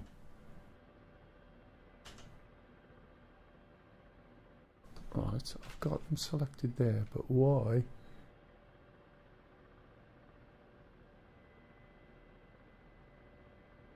Why is that only selecting guns? Oh, that's why. Can you see what I'm on about? That's off. That's rockets.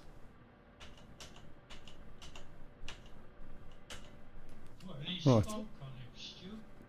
Sorry, it's my fault. I know what I did. No, I can't. The smoke is restricted to the west side of the map. And I haven't got that on anymore because I reset it. So let's put that on. Let's put that on. Right. Yeah, I wish I could, but I've tried and it won't go. Okay, my fault. I'm back. Oh, great. And I've got the bugged scenery as well. Pup's coming out. He might be able to get him. Thanks.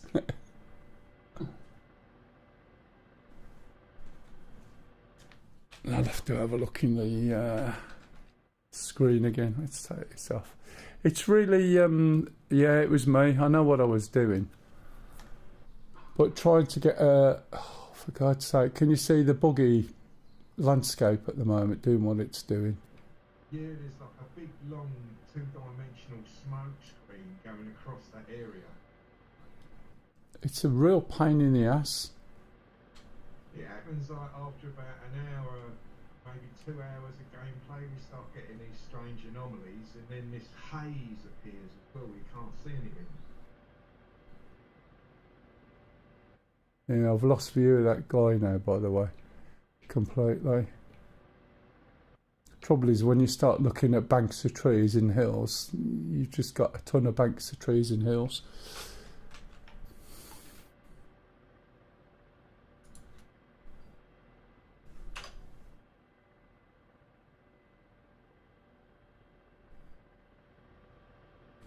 I have no idea where he is. 243 Mel.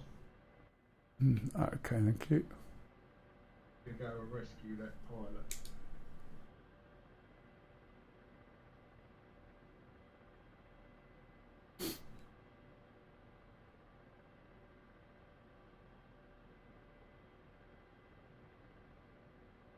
If I bring that down to here, reset up, come on.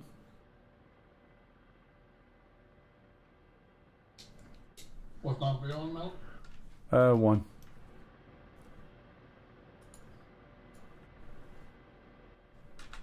So I can find him quick before he disappears.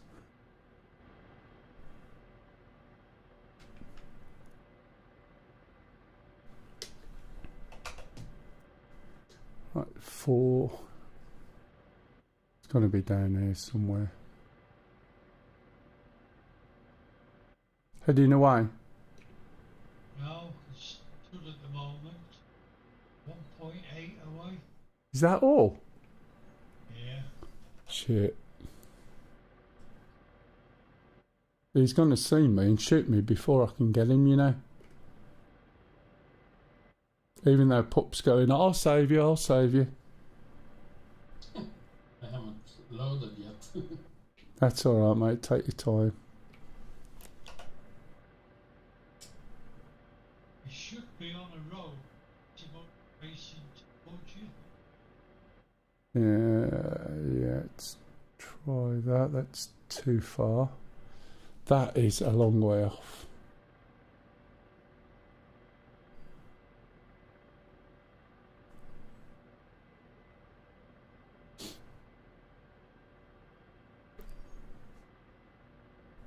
There's that road. Following that one down. That's the... That's zooming out. That is zoomed out. Is it? Yeah. That's what I mean. That is zoomed out. This is zoomed in, look. tea kettle barbecue. That's all I got. Jumped into the cafeteria for the first time in months. I'll be rewatching your startup again. Alignment procedure. Oh, right, yeah. Yeah, there is a road straight on towards me, which is down in between the pylons and the trees. He's nowhere near the trees. He's in the bloody field. Is he? To the right of the road, to my right of the road or the left? See, I can't see him and I'm looking too far out now. I'm looking 3 clicks out and that's too far away. Some trees to his right or left. And he's in a field where there is no. Yeah, it doesn't really give me a lot to go on. Oh. No, it's just a blemish. And he's only a click away. I'm surprised it hasn't shot me yet.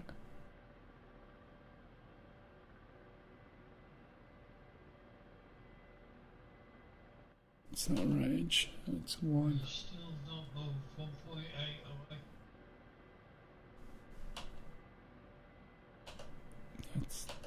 That's about that range. I'll just do a sweep round. Don't think he was this close. Still 1.8. Not one of those Christmas things, isn't it? Pantomimes where they'll be going behind you.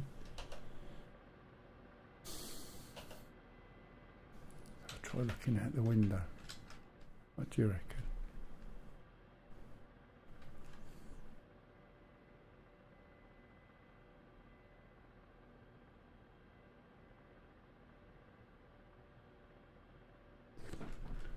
If in doubt.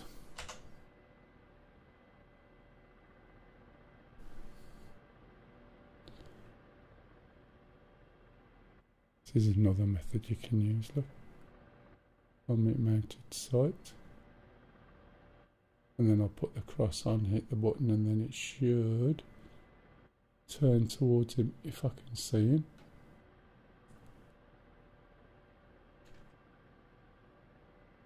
Looks like there's something over there, look. Don't think that's him. Anyone spotted him yet, or is it just me being a doofus? Can you see the bug we've got, look? All of that there. It's like, just, I don't know what it is, but see the way it moves? Some sort of bug that we spotted with a mission. Don't know whether it's a mission causing it or what, but it just covers everything up. Oh, what's that there? Can you see that?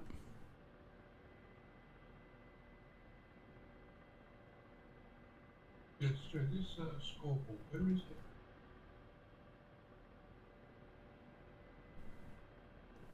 No, I thought that was it.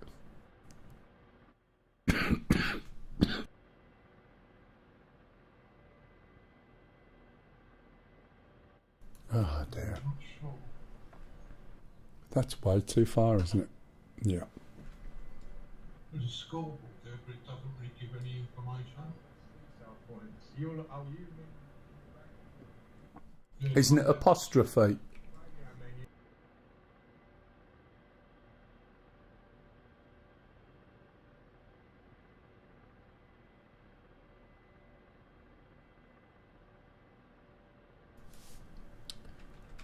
Sorry, coughing again, as you can see. Oh no, you can't see, can you? Yeah, that's why I went quiet. I forgot you haven't got the camera on. Well, I'm buggered if I can see this guy. But that there is ridiculous. Yeah, it doesn't say anything. It's probably because there's still something there. Yeah, I was more interested whether I killed all them sixes or not. Oh right, yeah, you won't see that on scoreboard. Oh, right. Just looking down these roads. Put the mouse cursor on where the sixes were, near the village there, near the town, north of the town, in those fields. Zoom in till you see the trees are quite big, and press control at F11. All right, yeah.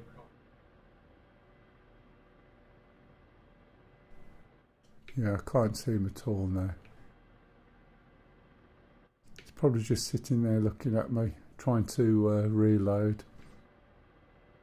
Or if you go into a spectator slot, Charlie, bottom of the list of plots you can occupy, you can see if it's there, you'll see all the targets. Yeah, I've got to check out for that, haven't I? Looking like it's just to your left. Yeah, you're in the aeroplane. Right and low.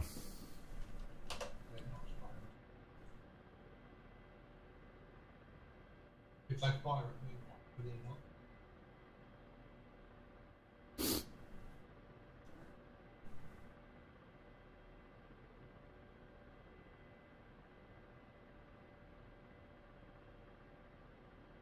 Yeah, it's too far away. He's got to be really low under me at the moment. Yeah, you're quite close. As I said, he'll probably end up shooting me, one-shotting me out the sky. Which will be funny, I suppose. But I've looked all the way over to the left, and it's really difficult on this zoom. Well, I'm not even zoomed in.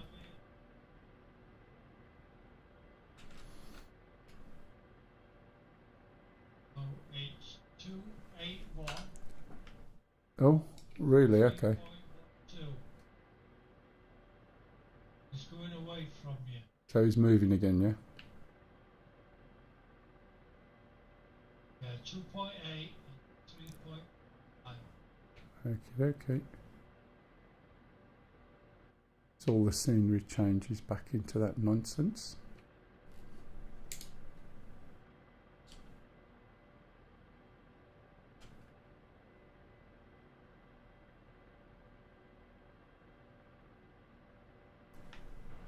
I assume he's on the road. Yeah, he's on the road. Away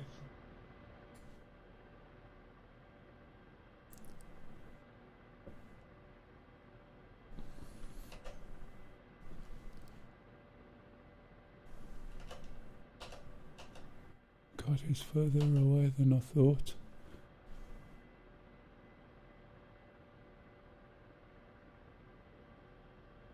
Should be easier to spot him when he's on the road, but when he's moving than not. So let's go in that way.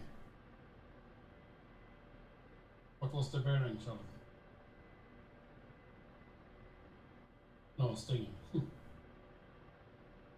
you, Pup, is 278 for 3.10. Yeah, copy. Oh, for God's sake. It would really help if the scenery doesn't keep changing into bloody grey blocks.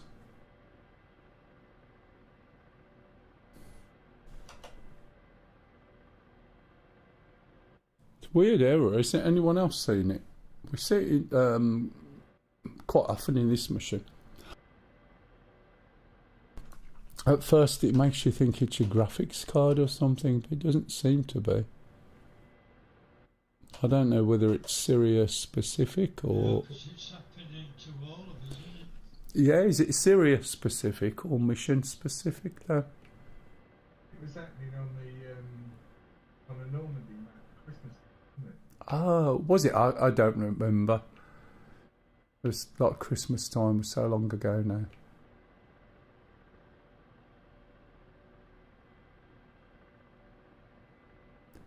I'm scanning this bloody horizon. Well, not the horizon, the landscape. I can't see him at all.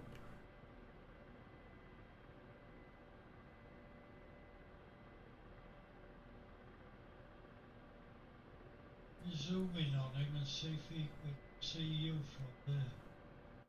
Oh, no, I'm not going to go from there. He should be able to see me. I'm really high.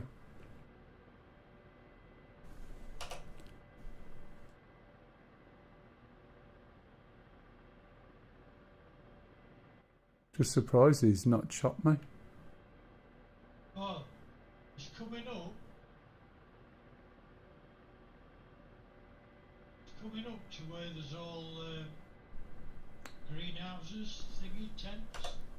Oh.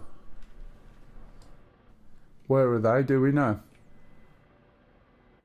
I don't need a direction because then by the time I've done that I'm going to switch out and all the backgrounds just going bloody into lines all the time as soon as I look further than 3 kilometres. So where are the tents? Hey pup. Yes, so you want to be looking Oh. 283 and it's coming up. No, this is the problem. 283. That doesn't There's help. a load of, like I say, them Oh. green-out shape things. Now that track there, let's have a look. See that doesn't, that's inconsistent, look. You would like to think that that was showing you where you're looking, but it's not necessarily. Oh, wrong button. Oh, you found him. Yeah, folks, Gary. Bastard.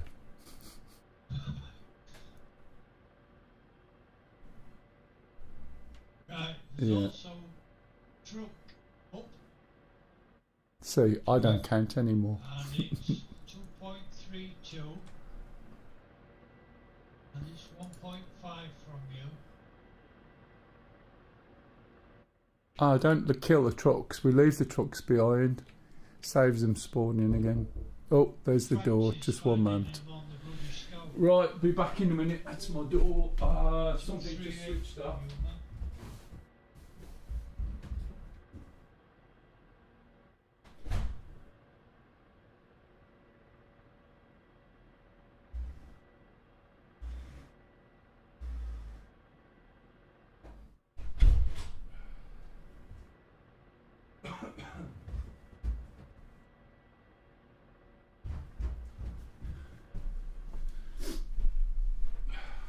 Is the Amazon guy. He said, oh, Pup got it, did he? I was like, yeah. Right, where was I? Something went off, but I think it's come back on again. Did you hear it go beep? Now, I also know there is something else out here. If you remember when I... Can you see this on the landscape? Look. And it is a pain in the ass. Because it just covers everything up. Right, let's have a look on the map. See where we are. I got several targets, but You can keep them, matey, to be honest. There was about... 3, 4, 5, 6, 7 or 8 targets. Yeah, there was... when I was out earlier, just before I got the guys in the village, I spotted a load of vehicles. Target, Mel. Hang on a minute. 291. 3.5. Oh, really? That close? I can't see shit at the moment, as you can probably see. Sting, look. I would stop or slow down. Yeah, no, I am trying to, but all I've got is coloured bars in front of me. That's it. And I'm gonna... Maybe if you go to the map and back. Yeah, I basically found earlier that if when I dropped a little bit lower, it cleared and then it come back again. Sorry, 291. Yeah, 291 for 2.9. Oh, bloody hell, that's close. There's a cluster. The SA-13. That's weird, he hasn't shot me.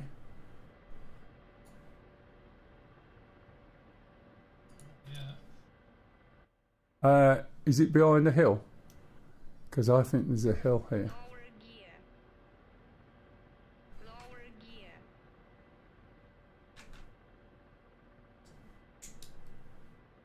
I think it... I think there's, Yeah, it's behind that hill. Let's have a look.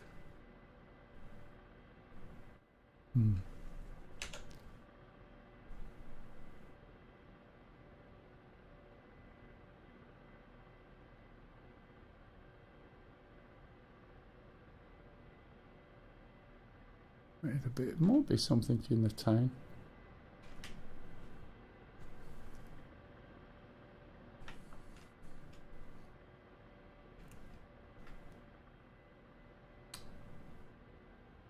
Hello.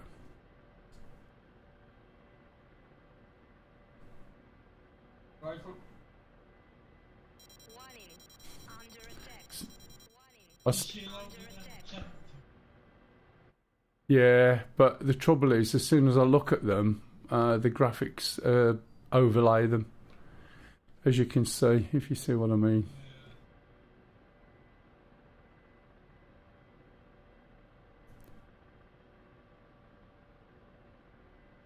Rifle. Warning. Under attack. Warning. Under attack. Warning. Under attack. Warning. The hell's that Under there? attack.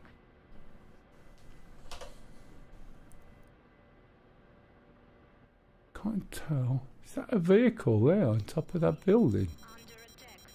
Can you see it? Under attack. Something is shooting at Under me. attack. Warning. Under attack. Yeah. In faith now.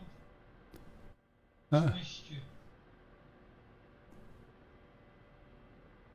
we're looking over into the... Ah, I lost it. You lost it!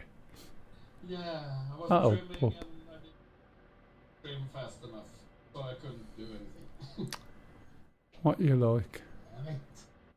These bloody flyboy heroes just come out, do half a job and then blow themselves up.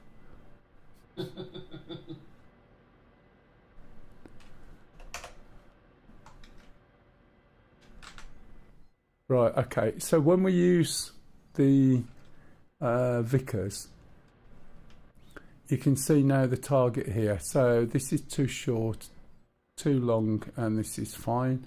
We get a C, and that's going to allow us to fire the missile. So we've got that vehicle there. Rifle. There it goes. So what's happening now? That's following that missile is following that laser. So that should hit that. One behind you. Yeah, I'll do him in a minute. There's another 3 just to the right of him.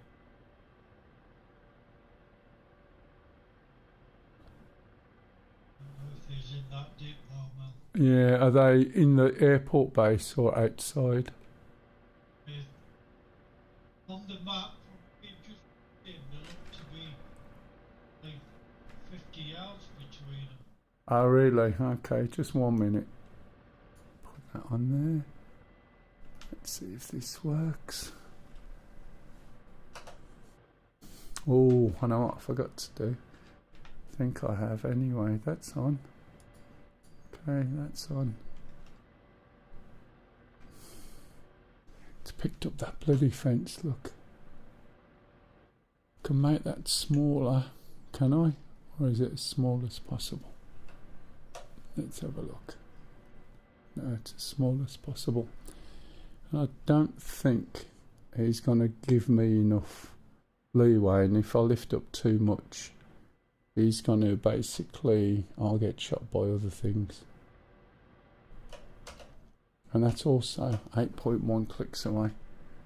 So I need to make sure that this is in manual. I need to see if I can pick him up without it getting disturbed. No,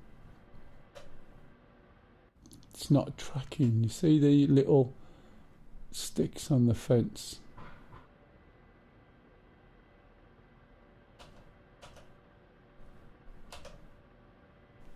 It's not tracking him. I can try a shot, but I don't think... No, it's not. Look. Oh, he's moving out now. No, he just turned round. Got him. Let's have a try. Rifle. Let's see if that can get him in between those posts. It's looking good as long as it doesn't hit a post. He's sort of getting a bit fat now. Look, he's going to come and shoot me in a minute, I think. My missile gets to him first.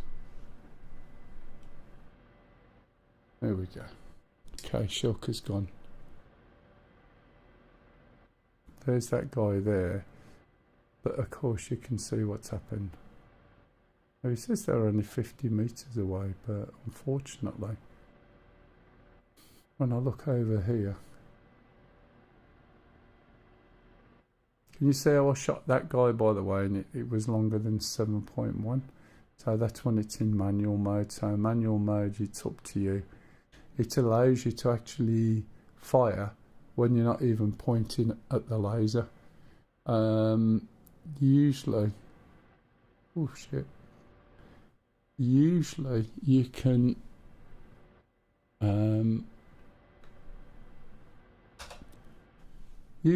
stretch it out, but you need to be a bit higher more often than not. Rifle. Because I'm in manual mode, I'll always get a C. And what I haven't checked, did I just hit something there? Whether I'm actually looking at the target, do you see? Yeah, my fault. There's the target, so I need to align it. Rifle. That's something I didn't do before. See if it reaches. Is it shoot? Looks like it's shooting into something. Something invisible in front of me, I think. I don't think I've got pylons.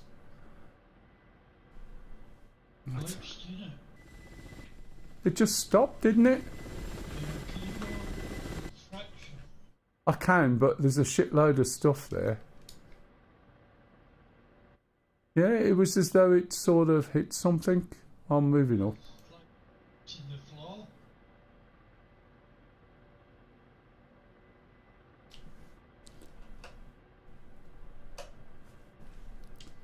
Try again. The terrain out, it's not right. Rifle. Disappeared again. Yeah, it did, didn't it?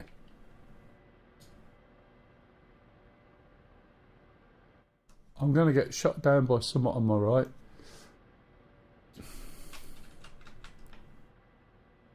From the Rifle. that one disappeared as well. Yeah, that's really weird. That's just shooting. Wait one moment.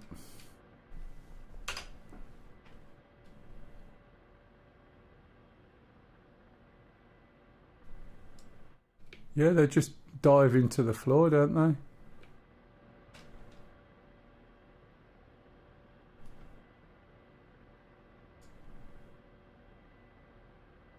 Gotta find them again now. Got an idea where they are.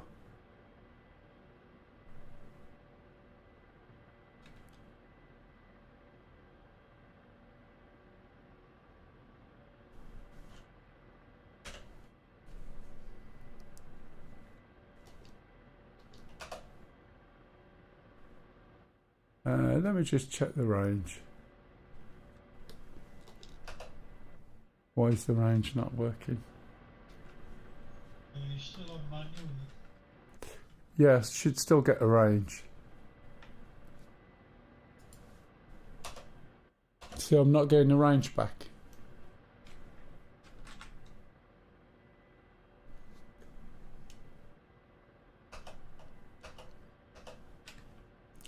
It's not dead already, is it? No. Yeah, I'm not getting any range at all. Could be my lasers died.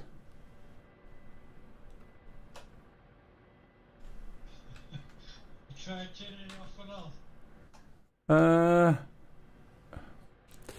I can do, but I think it would have burned out more than, you know, just overheated. But I can wait. See what it does. Can't reach them with guns anyway, but yeah, with that range I can't shoot shit. Ah. No, it says operations there. Let's turn it off. Was operating. That's turned off. I'll wait and see what it does. But it may have overheated over all this time and then died a death like I explained earlier. Right, anyone got any questions, by the way? As I said, the This is not the Apache, and you know, it's finding targets sometimes is a pain in the ass, especially where you haven't got that clarity of white hot, black hot, etc. It's quite difficult, especially when you've got a lovely green screen, greeny grey, if that. I'm not sure whether I can get close enough to shoot them with a gun.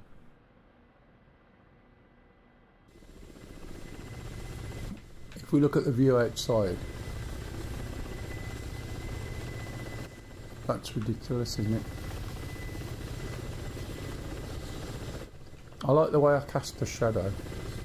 So if I cast a shadow on that, that's a bit like... I don't suppose... Did you have any slinging bug out? Because that's what you get sometimes from some of the slinging stuff. And I'm wondering if that's the colour of those containers. You know the way you used to get the cargo things on the Huey, and you'd get like a netting effect dragging all over the map. Yeah. So I'm wondering if these are cargo, you know, those cargo containers. If you look at the colours in F2 pub, you've got these browny cut stripes with some black. Yeah. And I just wondered, because you were slinging, I wondered if between you both, that's where the glitch comes from, I wonder. But other weeks we haven't been doing any slinging at all and they've still appeared. Yeah, that's a fair point. I only tried to spin first last week. Successful. Previous to that, we didn't try for 2 weeks. Yeah, we haven't tried for a couple of weeks, have we? Let's see if we get anything. Nah, my laser's buggered.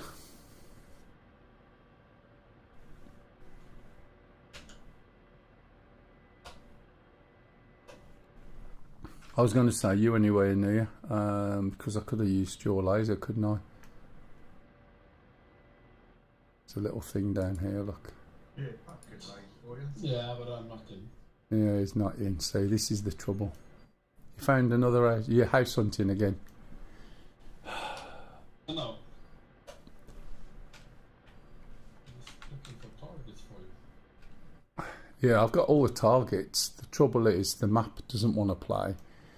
And I've got no laser, so I can use my gun. But I can't use my gun like this, so look at that. That's the whole map.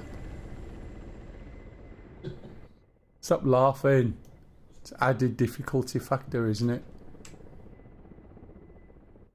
Oh, there it is. No, it's not. Right, what I'll do is I'll take auto hover, fly close to the targets. The trouble is I was going to go lower. I'm 48 meters up at the moment,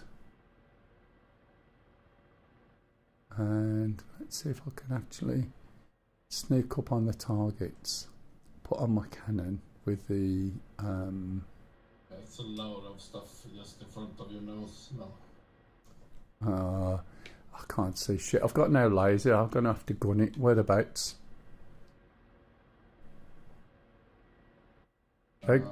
I'll probably find out in seconds. Yeah, it's tanks and it's artillery and it's everything. Yeah, I couldn't see it from there at all because of what's going on. Whereabouts? Give me a clue when to fire.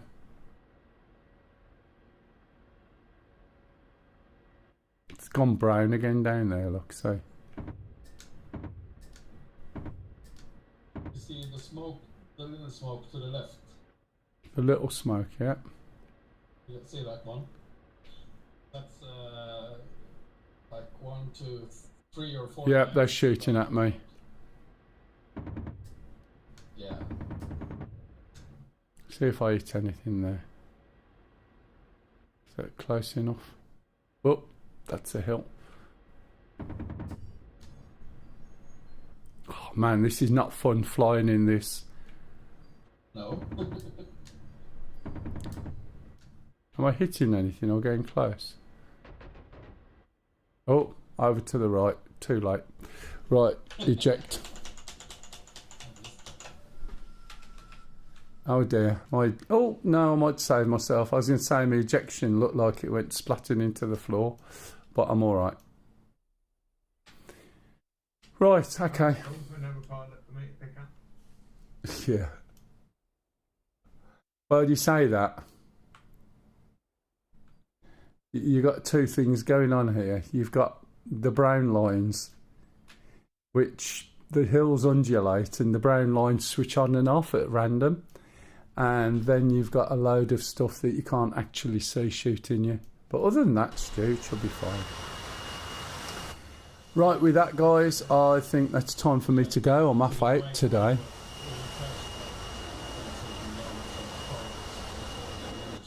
It doesn't surprise me. I think I've been there before. There's a cluster right on the end of them, by the wall, by the buildings, I think. It's well, I think. Right, yeah, thank you very much for watching. What I'll do is I'll have a look, see who's streaming, and I'll pass you guys over. Well, you guys that are left and have not got bored. So let's have a look. Tomorrow, I shouldn't have a hangover, but what I'll do is I'll stream